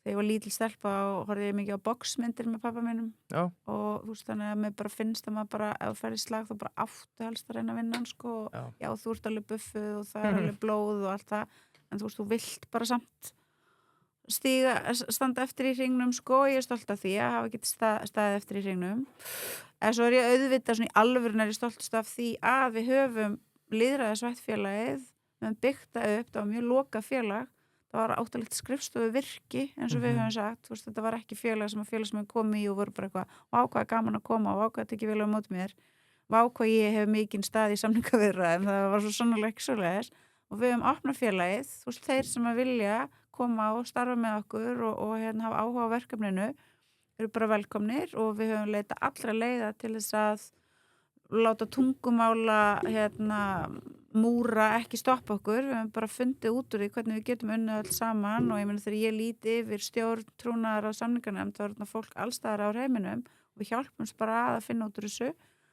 og ég er líka rosalega stolt af því að við höfum aldrei látið teima okkur inn á glapstigu hérna vóksins og identity pólitíkurinnar við höfum alltaf sagt við ætlum að horfa á það sem að sameinar okkur og við vorum löngu komin það var alveg með þarna fyrst 2018 áður en að ég svona áttaði mig á því kannski fyrir fullt og allt hvað ég var raunverulega andsnúin identity pólitíkinni en þá var þetta alltaf sýnin alltaf að hugsa hvað sameinar okkur, við erum ekki með kvennavettvanga, við erum ekki með eitthvað svona ebling ung eða ebling útlendingar eða eitthvað, við erum bara alls saman og við erum með fólk allstaðar á heiminum, konur og kalla, opinberu almennumarkaðin, við erum með ungt fólk, við erum með meðaldra fólk, við erum með öryrkja sem að voru eblingar fólk hægt að vinna, það kemur samt og tekur þátt í starfinu, við erum með fólk sem er komið eftirlaun, kemur samt og tekur þátt í starfinu, engin vandamál, bara gaman hjá okkur.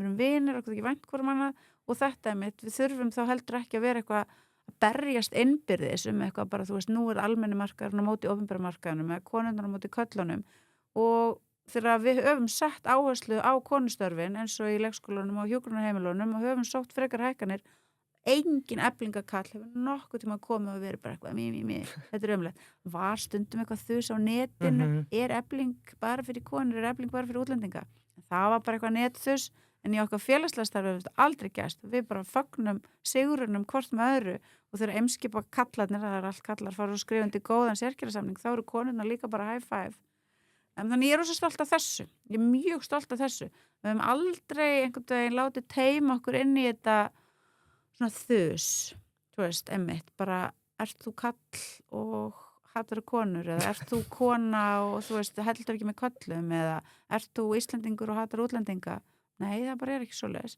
Við erum fyrst og fremst verkafólk, við tilum stjætt vinnuaflsins. Þeir hagsmunir okkar eru 1000 sinnum stærri og mikilvægur og merkilegri en allt hitt sem skilur okkur að. Og ég hef alveg sagt, bæði grín og alvöru við fólk, ég vil ekki vita stjórnmálskoðanir. Ég vil ekki vita trúarbrögðin þín, ég vil ekki vita þetta, það kemur ekki við. Tölum það sem að við vitum að við þurfum ekki að vera eitthvað fúl út í hvort annað. Og ég hef líka sagt þau, ég vil sko ekkert vita hvað mér finnst mjög margar hluti. Bara you don't wanna know. En við ætlum ekki að tala það skiptir ekki máli. Þetta er alveg leik. Frjálsi, verðlaunaðist í lífeyrissjóður á Íslandi. Sælar. Já, fekkum daginn alþjóðleg verðlaun fyrir bestu samsetningu lífeyrisspartnaðar í Evrópu.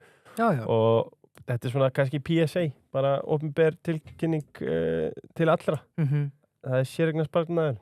Já, klárt, og viðbótarlífeyrissparnaður er eitt, en í Guðjónabænum, fyrsta skref er auðvitað að fara í viðbótarlífeyrissparnað, en skref nummer 2 er að fara í frjálsa. Ég held reyndar sko að frjálsi og fleiri lífeyrissjóðir hafi unnið þrekvirki og lyft grettistæki í því að koma sko, ég held að sé allra manna vitur þetta að vera með viðbótarlífeyrissparnað. Ég held að það sé nýtt sko. Já, það er frjálsa að þakka. Fyrir 10-15 árum vissi ekki nokkuð maður hvað það var. Nei. Allavega í kringum mig, en þá var ég kannski 10 ára, það spilaði inn í. En það er fólk að núti sem á ennþá eftir að krækja sér í viðbótarlífeyrissparnað og tjekkja á frjálsa. Akkurat, svo er það orka náttúrunar. Nýttu sjálfbara orku á ábyrgan hátt. Leita appelsínugulum litnum. Fáðu betri kjör með heimilsamagni og einfaldari heimahleðsla og sjálfbærari orkuframleiðsla. Það er auðvitað þjónusta heimahleðsluna alveg vilt og gali. Og það er ekki að kaupa, þú leigir. Já, þú leigir að. Á skíwing. Hver er þín uppáhalds hraðhleðslustu þessa stundin? Ég verð að segja bara hleðslustöðin í Borgarnesi. Já, hún er góð. Einhvern veginn er perlan alltaf mín. Já, ég var bara að ferðast á landið helgina, þannig já, kannski. En bara svo lengi sem það er appelsínugulum liturinn, þá er það góður. Já, það er góður. Dynout, pantaði matinn hjá Dynout og njóttu síðan. Já, svo er þetta pantað matarna líka og fleira. Stærsti veitingastæður landsins segja einhverjir. Já, og ekki farin á Dynout og vera búin að ákveða hvaða stað það er að panta á. Farðu á Dynout og veldu þá hvaða stað. Þetta vælum við með grillmarkaðin. Ég ætla þess að nema þú sért að velja grillmarkaðin, þá máttu alveg fara með uppgeran hug inn í þetta, en annars ef þú ert búin að fara 17 sem í febrúar tilbúið, þá gefur við grænt á að prófa hana. Já, Apró. Gervigreindalausnir sem þú getur innleitt í þínum rekstri. Ég var upp í Urðarhvarfi núna á dögunum og var þarna, langaði svo að heimsækja þetta góða fólk. Við vorum með þetta fyrirlestri áðan, að sem vorum að vera að tala um gervigreind, eins og við vorum að tala um á þessum fyrirlestri, gervigreind er eitt, en þú vilt innleiða það eru allir með gervigreind. Þú vilt gera það vel, ekki láta kitta sem að er búið með eitt forritunarafgangur í menntaskóla að sjá með innleiða gervigreind í þér, sko. Fáðu bara Apró í það. Þið reynda að vinna hjá Apró. Já, reyndar, já, stendur vel. Já, hann er að gera mjög gott mót. Ásamt fleiri sérfræðingum. Sigurður Brynjar Pálsson, forstjóri Bíkó. Svo ég fá að vitni hann. Við erum að taka okkar fyrstu skref í innleiðingu gervigreindar, þar sem við sáum fjölmörg ábótasöfum tækifæri til framþróunar og sjálfsögðu treystu þér Apró fyrir verkinu. Það var nú ekki smæra fyrirtækin Bíkó. Talandi um Apró Bíkó, þá er nú kannski ekki úr vegi að minnast á Giggo og Elko. Nei. Fyrst erum við ekki bara að taka símaskrána hérna? Jú. Það er gulufókina. En Giggo, þetta með vinnu með stuttum fyrirvara. Býr til öruggan vettvang fyrir gig-hagkerfið á Íslandi. Eitthvað sem var ekki til staðar á þannig að þeir unnu það brautryðjandi starf. Nei, og mikið verið að tala um að Giggo sem mikið notaði svona handlagi fólk, en Giggo er samt miklu meiri en það. Vantaði bara eitthvað til að skipuleggja brúðkaupið, vantaði eitthvað til að skipuleggja fermingu. Setja upp þóttuðalinaðina í eldhúsið. Giggo, bara sama hvað er, og líka bara giggarinn úti. Prófa að skrá okkur inn og fara að þef upp í smálingar. Slágarðinu, bara nefndu það bara. Þú missir ekki svefni við nethusi og fylgist kannski ekki með því. Oh my god, ég elskar ég elskar það þegar eitthvað svona vakna og ég pingu eitthvað svona hvar gæti ég nú potentially fundið eitthvað gott þess og mér varst mjög leiðilegt þegar vókistafnir trilltist út í mig af því ég var svo sár og því ég var bara eitthvað, er ég óvinnur minnihlutahóp og kvenna? Bara hætti nú alveg. Veist, ég get alveg þólaði þið segja þessi kannski leiðilega og tussa, en ekki kalla mig þetta. En svo þegar þau hættu alveg, þá var ég samt pingu svona, þið bara hættu. Getum við ekki haldið áfram að rífast, komið með. En það var líka þegar þú rótaðir þig svolítið. Það var svolítið þannig. Já, ég held það, já, einmitt. Maður þarf að passa þegar maður kýlir. Maður má ekki kýla fast. Og vill náttúrulega andstæðingurinn kannski geti tekið næstu lotu, sko. Það er líka gaman að halda þess aðeins gangandi, sko. Já, sko, það voru margir rittarar sem sendu inn þessa spurningu og spurðu þeim út í vókið. Sko, þetta var náttúrulega iconic klippa á þessi þáttur sem var með Hallgrím Helgasyni á Samstöðinni. Sko, Hallgrímur segir að vera vók er bara að vera næs við fólk. En það er rangt hjá honum. Já, allan að fólki sem segist vera vók hefur ekki verið næs við mig. Þannig að allan að myndi ég ekki fallast á þessa skilgreiningu.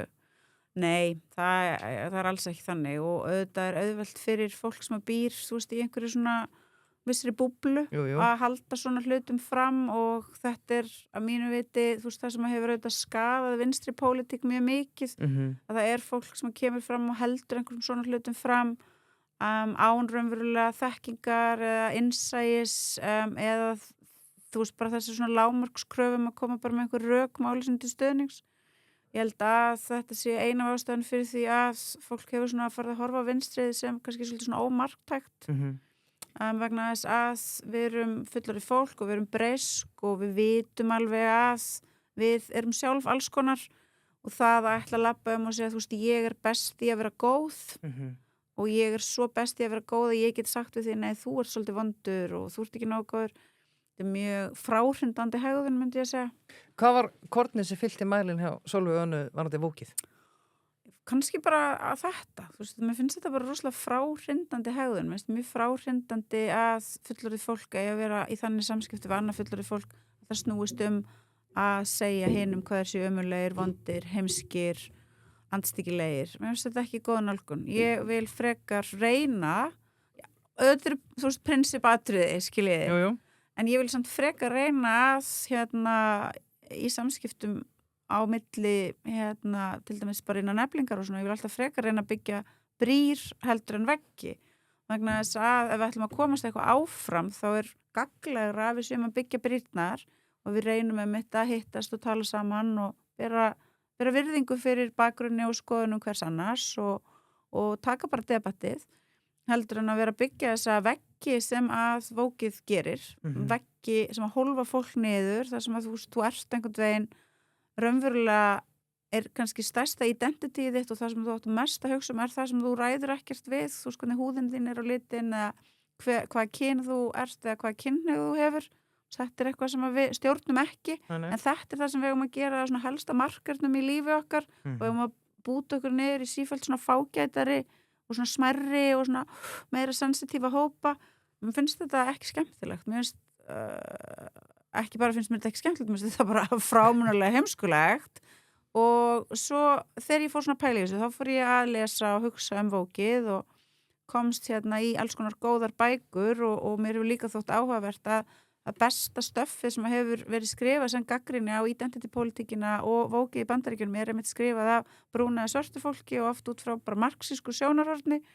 Svo hef ég líka lesið bækur eftir menn og konur sem eru ekki marxistar heldur bara einhvers konar hefðbundnir liberalar sem eru að vernda eða eru að tala það að við þurfum að vernda málfrelsi og þetta svona þessi hefðbundnu gildi frjálsar lýðræðissamfélag og ég líka bara sammála mjög mörgu sem þetta fólk segir. Mér finnst þetta skringilegt að þau skuli ekki styðjast við stéttagreininguna en þar sem ég er ekki a crazy person þá get ég samt hlustað á þau og verið sammálaðum margt og þegar ég svona tek þetta saman, bæði það gagnrýnina á Vókið út frá svona stéttabaráttu sjónarhorni og marxísku sjónarhorni og líka út frá sjónarhorni bara frjálslinds lýðræðis og þeirra gilda þá get ég bara ekki annað en sagt að ég bara hafna þessari aðferðafræði alfarið.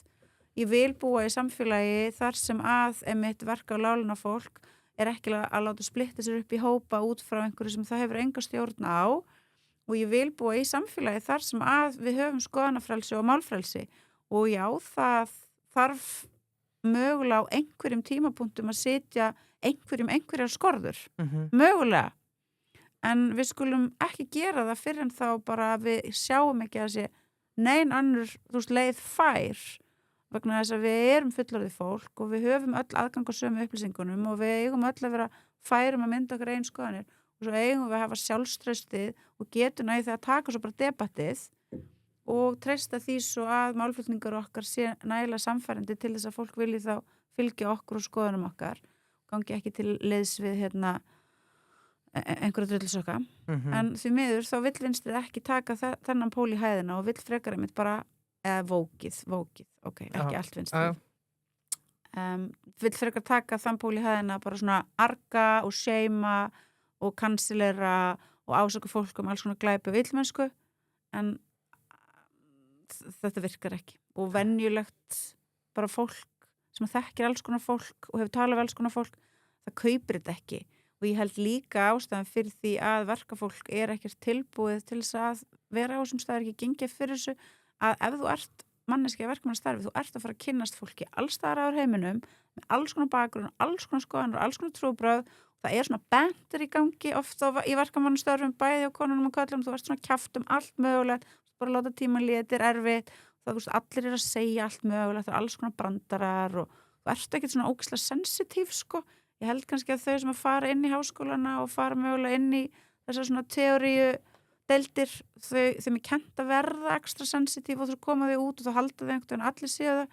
Mín reynsla að verka láglunum fólki bæði íslensku og aðfluttu einmitt þau eru mjög ekki sensitív sko, þau eru mjög tilbúin til þess að tala við alla og spjalla hvað sem og fara mjög sjaldan í einhverjar svona vókfílur. Ég hef bara aldrei séð að gerast. Þetta ekki fólki sem að skreita sig með fjöðrum? Nei. Bara alls ekki, ég hefur ekki tíma til þess. Dyggðaskreitingar og fólk kannski að móðgast fyrir hönd annara? Það náttúrulega alversta, það hefur verið að móðgast fyrir hönd annara, sko. Það náttúrulega alveg síðasta sort, sko. Síðasta sort. Þú hefði þurft að bara skrúa niður mækin hjá henni og droppa honum, sko. Já, bara hendur í gólfið. Já. Talandi fólk úr öllum heimshornum, málfrelsi og skorður sem að hægt að setja því. Það einn maður út í einum stóra heimi, Donald Trump, og þú varst í góðan þætti á dögunum hjá Spursmálum á Stefán Einari, það sem ræddu hvort verkalýsingin ætti að hafa skoðan á utanríkismálum og stríði. Það sem að hann reyndi svona undir lok þá, svo gáðum gæti hreint mér. Hann getur það ekki. Það var bara gaman, það var gaman. En þú hefur verið afar gagnrýnin á utanríkisstefnu Bandaríkjanna. Já. Hvað finnst þér að íslenski ráðamenn tali að Bandaríkin séu eins þengjandi og við? Mér finnst það mjög skrítið, en það samt bara sannleikanum samkvæmt. Ok, mér finnst það kannski ekki mjög skrítið, mér finnst það leiðilegt. Mér finnst það leiðilegt, en það auðvitað, mér finnst það svo leiðilegt af þess sannleikanum samkvæmt. Ég meina, við erum auðvitað bara stífulega sleikja Bandaríkjana og við bara bugtum okkur og beygjum, og ef einhver ímyndaði sér að það væri einhver flokkur á þingi sem að gæti einhvern veginn staðið gegn þessu, þá afsannaðist það náttúrulega fyrst hjá vinstristjórninni eftir hrun þegar við tókum þátt í hinu svokallaða loftferðabanni á Líbíu sem var náttúrulega viðbjóðslega aðgerð og bara til hábornar skammar fyrir alla þá sem að litu gabba sig út í það helvítisbull. En svo sáum við það náttúrulega með einn skýrum hættu og hægt að hugsa sér þegar Katrín Jakobsdóttir var forsætisráðherra og Vinstri græn þrátt fyrir það á vefsíðunni væru þau ennþá með yfirlýsingar að þau væru andheimsveldasinnuð og svo framvegis, urðu bara miklu NATO-vinir, sóttu bara NATO-fundi og NATO-þing og gerðu nákvæmlega ekkert til að tala fyrir diplomasíu eða friði í samskiptum á milli þjóða og ríkja. Þannig að það er leitt, en svona bara er þetta. Já, eitt sem ég ætla að spyrja, hvernig finnst þér tvískinungu Vesturlanda? Við tökum sem dæmi bara Ísrael, Palestína, Rússland, Úkraína og fleira. Þetta er bara viðbjóðslegt að horfa upp á, en auðvitað er heimsveldastefnan og kapitalismin með innbyggt í sig, gríðarlegt ofbeldi, gríðarlegt kapasitet fyrir ofbeldi, gríðarlegt skeytingarleysi fyrir hagsmunum fólks sem á einhvern veginn er á jaðrinum eða telst ómerkilegt, telst undir sett, og ef við skoðum bara sögu Bandaríkjanna á 20. öldinni þá getum við skoðað kjarnorkusprengjurnar á Hiroshima og Nagasaki, við getum svo farið til Kóreu og skoðað slátranirnar þar, svo getum við farið ykkur yfir til Vietnam og skoðað morðæðið þar, svo getum við haldið áfram, við getum náttúrulega farið til Mið- og Suður-Ameríku og skoðað pyntingarnar og stuðningin við einræðisherra, við getum farið til Indónesíu og skoðað stuðningin við slátranirnar þar, við getum farið svo áfram og skoða líka stríði gegn eiturlyfjum og geðveikina og sem það hefur orsakað eins og í Mexíkó. Svo getum við farið til Afganistan og skoða viðbjóðin þar, við getum farið til Írak og skoða hryllingin þar, við getum farið til Sýrlands, skoðað ógeðið þar og við getum haldið áfram, við getum talað um þetta endalaust. Minni mitt alveg á erp núna, vel aðeir í mýmsu heimsmálum þetta.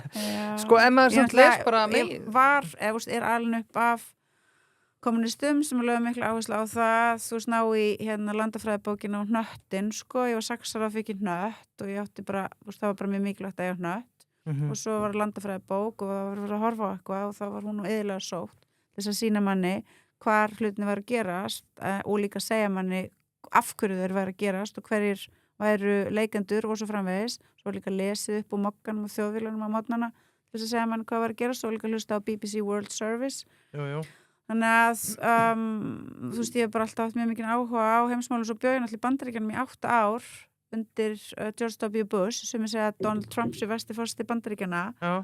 Hann kannski alveg einn af þeim verstu, hann allavega snar klikkaðist í forseti Bandaríkjana, hann sagt það, bara svona í fasi, orðum og fasi, en George W. Bush var fucking hræðilegur forseti, hann ber ábyrgð á 2 ólöglegum innrásum, með skelfilegu mannfalli með því að þú veist bara kveikja í Miðausturlöndum og meðferðina því bjó í Bandaríkjunum og fylgdist líka með því hvernig þetta fór með bandaríska hermenn, þú veist post-traumatic stress disorder, bara viðbýrsleg meðferð á þeim sem fóru þarna og börðust, Walter Reed spítalinn þar sem þeir sem særðust á vígvöllunum voru geymdir, þar voru rottur, þar voru menn með legusár, kornungi drengir, þú veist, ég get ekki haft aðra skoðanir en þær sem ég hef, einfallega bara vegna þess að það sem ég veit um þessi mál bara svoleiðis að ég væri bara fáviti og aumingi ef ég ætlaði samt að halda því fram að þetta væri bara allt í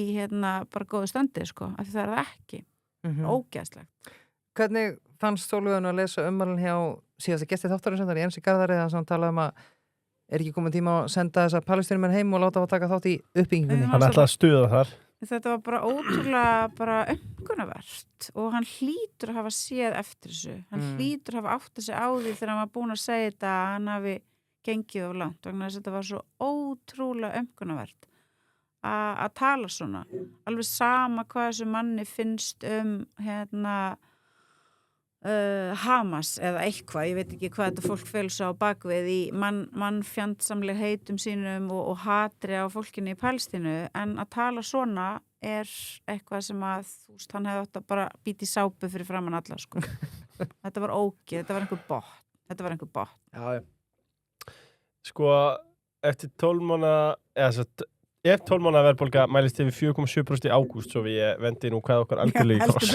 Heldur betur. Í Palestínu. Ef það kemur ekki stríði heimsstyrjaldi, ef að Bandaríkjamenn ger ekki árásir á Íran og virkilega kveikja í öllum púðutunum sem þið finna, já, þá skulum við tala um verðbólguna. Bara algjörlega uppáhalds umræða Íslendinga fyrir og síðar. Ættum að pæla í hinu. Já, ég heyra, við erum búin að læra nóg um það. Já, en eins og ég segi, ef 12 mánaða verðbólga mælist yfir 4,7% í ágúst 2026. Já. Þá eru stöðuleika samningarnir fallið. Já, hvað gerist það? Og svo það líka mæla 6 mánaða verðbólguna og þar við með annað. Þá mældur mars til ágúst og þá það 4,4%. Þannig að erum við að fara í verkföll í haust? 4,4%, það lítur ekki vel út. Nei, 5,2 í dag. Herðu, ég vona og ég hef nokkra ástæði fyrir því að samningarnir haldi. Ég vona að þeir haldi vegna þess að til þess að ná bót mála þá held ég að það verður flókið, við getum orðað þannig, það verður mjög flókið að samningarnir eiga að opnast og þá að fara í að taka til í þeim. Í ljósi þess að hér hefur orðið launaskrið á vinnumarkaði og fólk hefur verið að fá stórhópur fólks á vinnumarkaði hefur verið að fá miklu hærri hækkanir heldur en sami varum. Þannig að þetta verður bara mjög flókið verkefni og mér finnst ekki gott og ég ætla ekki að vera manneskja sem að læt eins og það sé bara eitthvað auðvelt að fara og græja hlutina. Það bara það ekki, það er bara mjög flókið.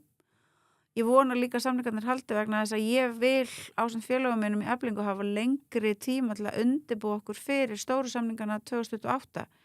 Við erum að byggja upp félagið okkar, við erum að efla félagslegt starf, við erum að fjölga trúnaðarmönnum. Þetta er bara tímafrekt og vandvirknislegt verkefni að orkan okkar fer í. Ég vil líka halda áfram að fita vinnudelusjóðinn.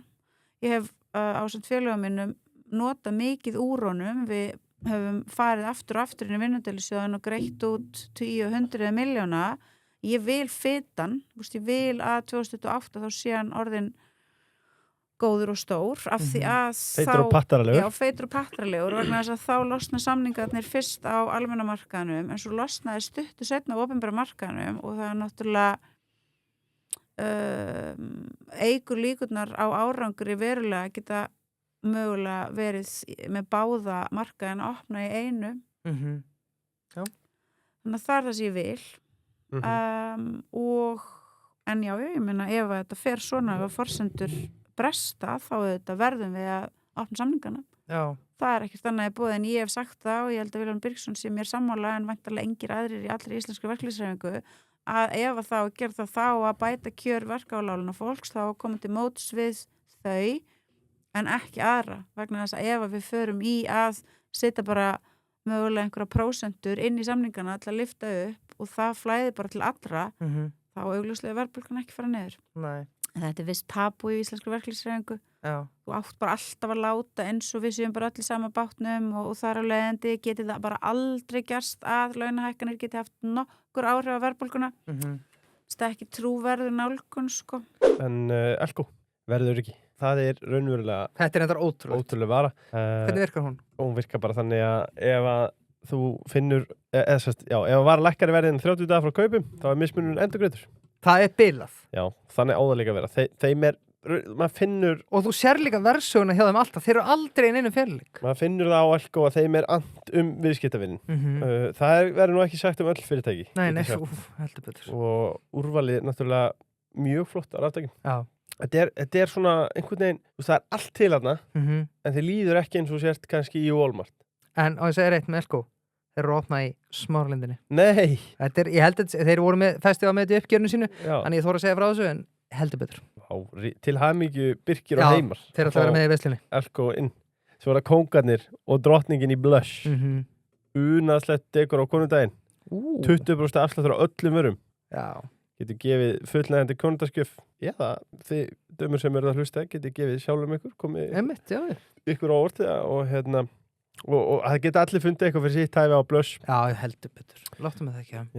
Ég er sjálfur búin að því mér er svo tægilegt eins og Króna gaf okkur box. Já, skulum ekki fara þangað núna. Ég hugsa ég fer í box líka frá blush fyrir konundaginn, sko. Konundagsboxið. Og það er þið verið að hafa hraðar hendur, sko, því að boxin, ég veit til þess að nokkur eru uppselt og það eru örfá eintök á öðrum, sko. Já, það er byrðið klárast. Já, píkudekurs boxið er til að mynda uppselt. Það er uppselt. Okay. Sorry, hlustendur. En Lengjan.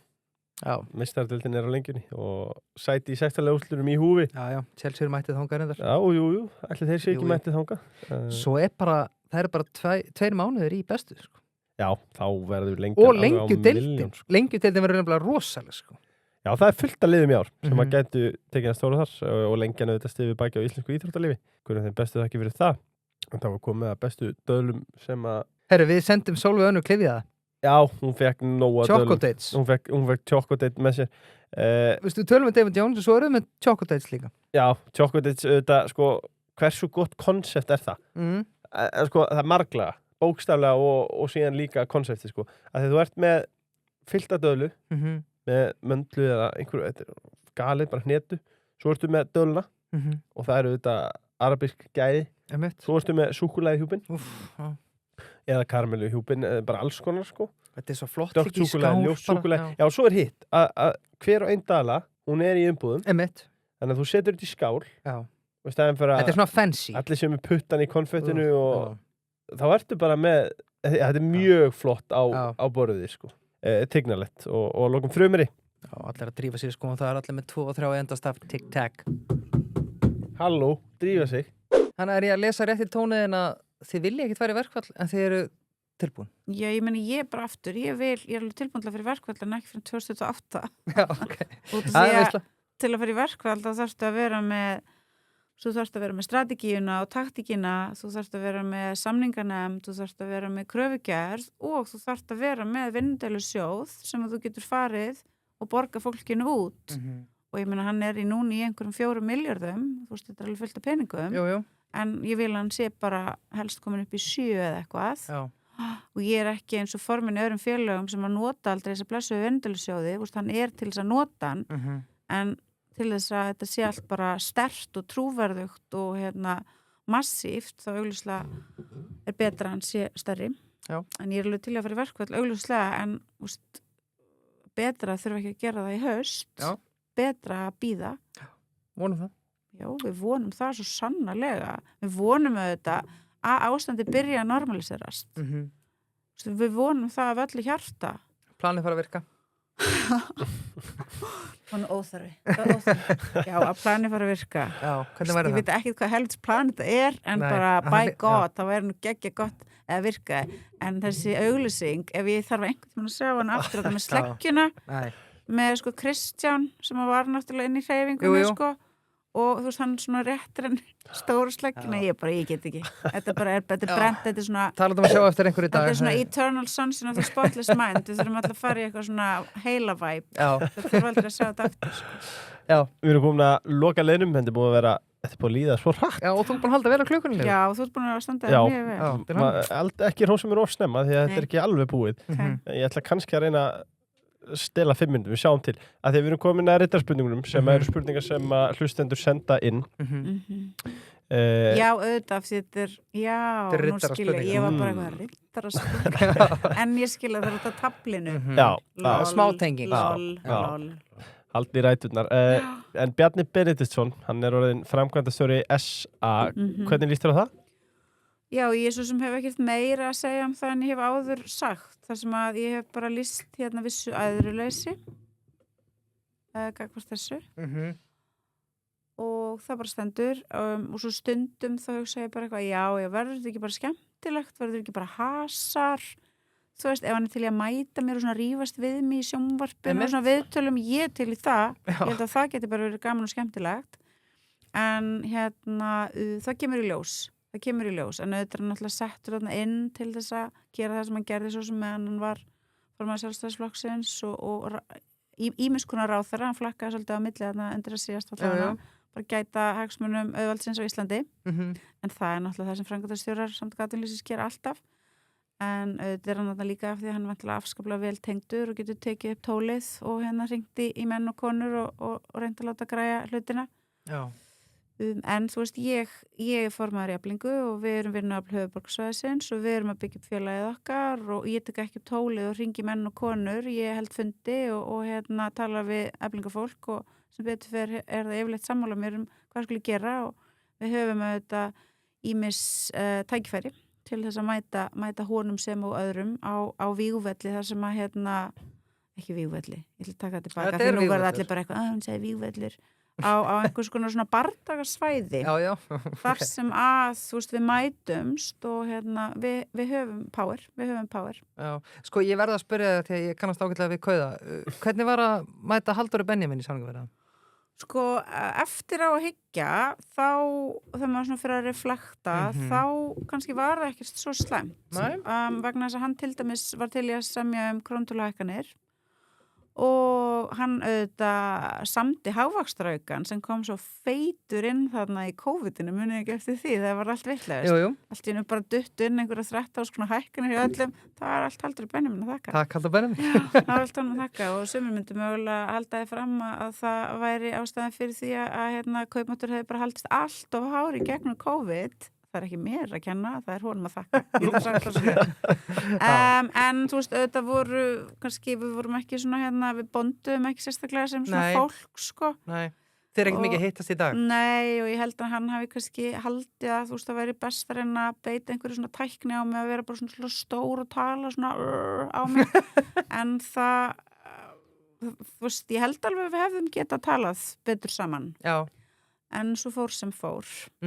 En Sigríður Margrét, hvernig Já, það voru bara mjög góð samskipti og hún gerði það sem ég bara mikla virðingu fyrir að hún strax hún tók við, þá bara tók hún upp tólið og við hittumst og það voru mjög vingjalli samskipti og hún sýndi virðingu og það var bara gagnkvæm virðing á milli okkar þannig að mér fannst hún óbilgjörn í samningum og hún var til dæmis mjög svona Já, mér fannst hún ofstækisfull í afstöðu sinni, gagnvart því að það mætti ekki semja krónutöluhækkanir og hún hafði rangt fyrir sér í því að það væri hægt að semja eins og við sömdum og að það yrði þá ekki launaskrið og það augljóslega hafði hún og Samtök atvinnulífsins ekki powerið til þess að stýra markanum með þeim hætti að það yrði ekki umframhækkanir en öll svona samskipti voru góð og jákvæð.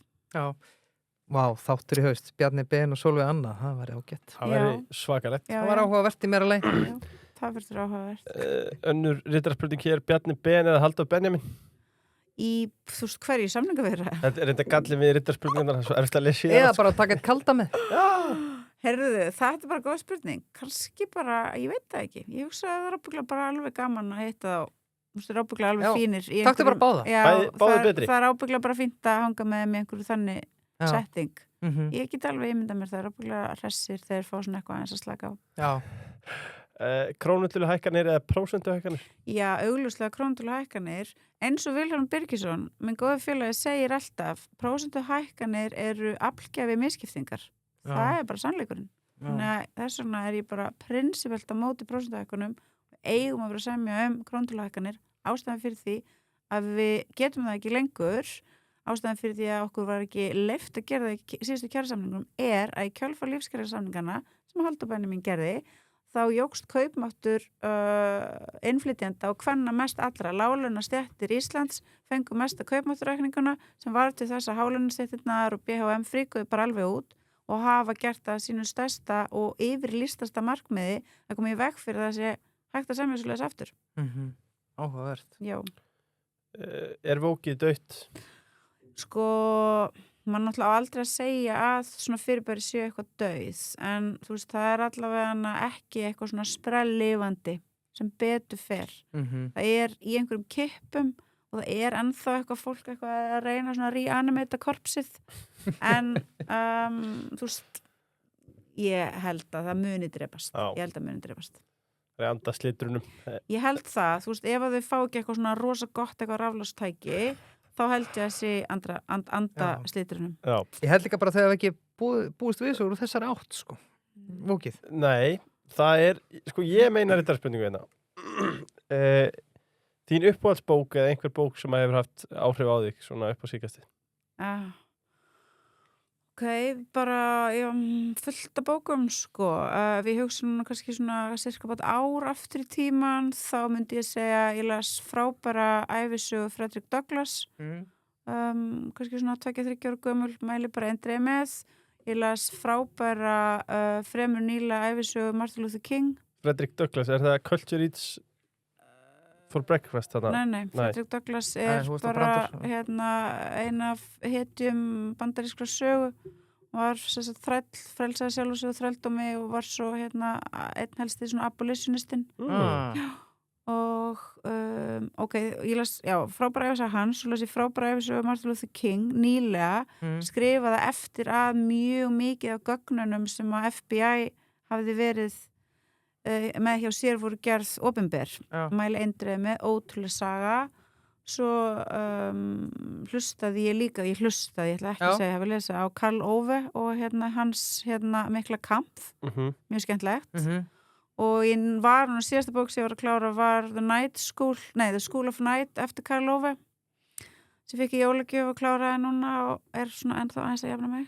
Ok, svo ég búin að líka lesa og hlusta á slatta bókum vókið. Það ein sem heitir Virtue Hoarders, hún stutt og góð eftir Catherine Liu, mæli með henni. Ein sem heitir We Have Never Been Woke, eftir bandarískan fræðimann, frábær bók, mæli eindreið með henni. Left is Not Woke eftir Susan Susan Watkins, líka mjög góð út frá með svona enlightenment sýninni og málfrelsinu og öllu því. Ein eftir bara mjög svona hefðbundna einhvers konar hægri libba, mjög góð samt sem heit Cynical Theories, critical theory og þetta teóri í ruslinu úr háskólanum. Og svo ein sem ég að klára núna, og ég ætla bara að opna síma minn svo ég geti bara sagt ykkur nákvæmlega hvað hann heitir, af því mér finnst hún líka mjög góð. Hann líka einhvers konar libbi, en svona mjög samt svona frjálslynd. Hún heitir The Identity Trap. Hún geggja góð, ég mæli líka með henni. Og þetta svona, ég myndi segja þetta svona á síðasta árinu myndi ég segja þetta var það sem ég myndi mæla með. Þetta náttbúrið hjá Sólveig. En svo ef ég segja svona uppáhaldsrithöfundinni mínar, þá ætla ég líka að fá að segja það. Það náttúrulega Ursula Le Guin, ég elska hana sannlega mest af öllum. Svo einn frábær sem heitir China Miéville, líka æðislegur, og þau eru svona sci-fi fantasíu hetjurnar mínar og við verðum að leyfa þeim að vera með. Mjög gott. Eina reyndar spurningu eftir, Birgir, þú vilt kannski láta knefylgja kviðið og koma með loka spurninguna? Nei, við erum komin í 1:31, ég ætla bara að leyfa þér að klára það. Það var það bara sérréttur í eldhúsinu. Hvað segirðu? Sérréttur í eldhúsinu. Oh my god, þetta er svo gott. Þú ert mætt í Krónuna, þú var að vesla allt saman. Ég actually bara mjög mjög góð í eldri Já. það er alveg sagt það Það er ekki verið að tala um það. Nei, það hefur einmitt ekki verið talað um það en ég bara öflug, ég reyndar svolítið löt núna en það er af því ég var svo ógeðslega dugleg jólin og í janúar en það sem ég hef svona verið að vinna með núna síðast og svona kendi sjálfur mér að búa til það góð pizza. Ég hafði alltaf verið eitthvað svona, ég nenni ekki að gera pizzu herðu svo segja bara, hvað bullin þetta nennir að gera pizzu þannig að ég hef verið að vinna með það og ég kann núna að búa til mjög góða pizzu bara virkilega góð, svona mátulega svona loftkend, þú veist, ég vil ekki þetta sé of þunn botna en ég vil heldur ekki hún sé of þykk en ég hef svona verið að vinna með svona rétt amount af geri og vatni og svona Þetta er súrdís.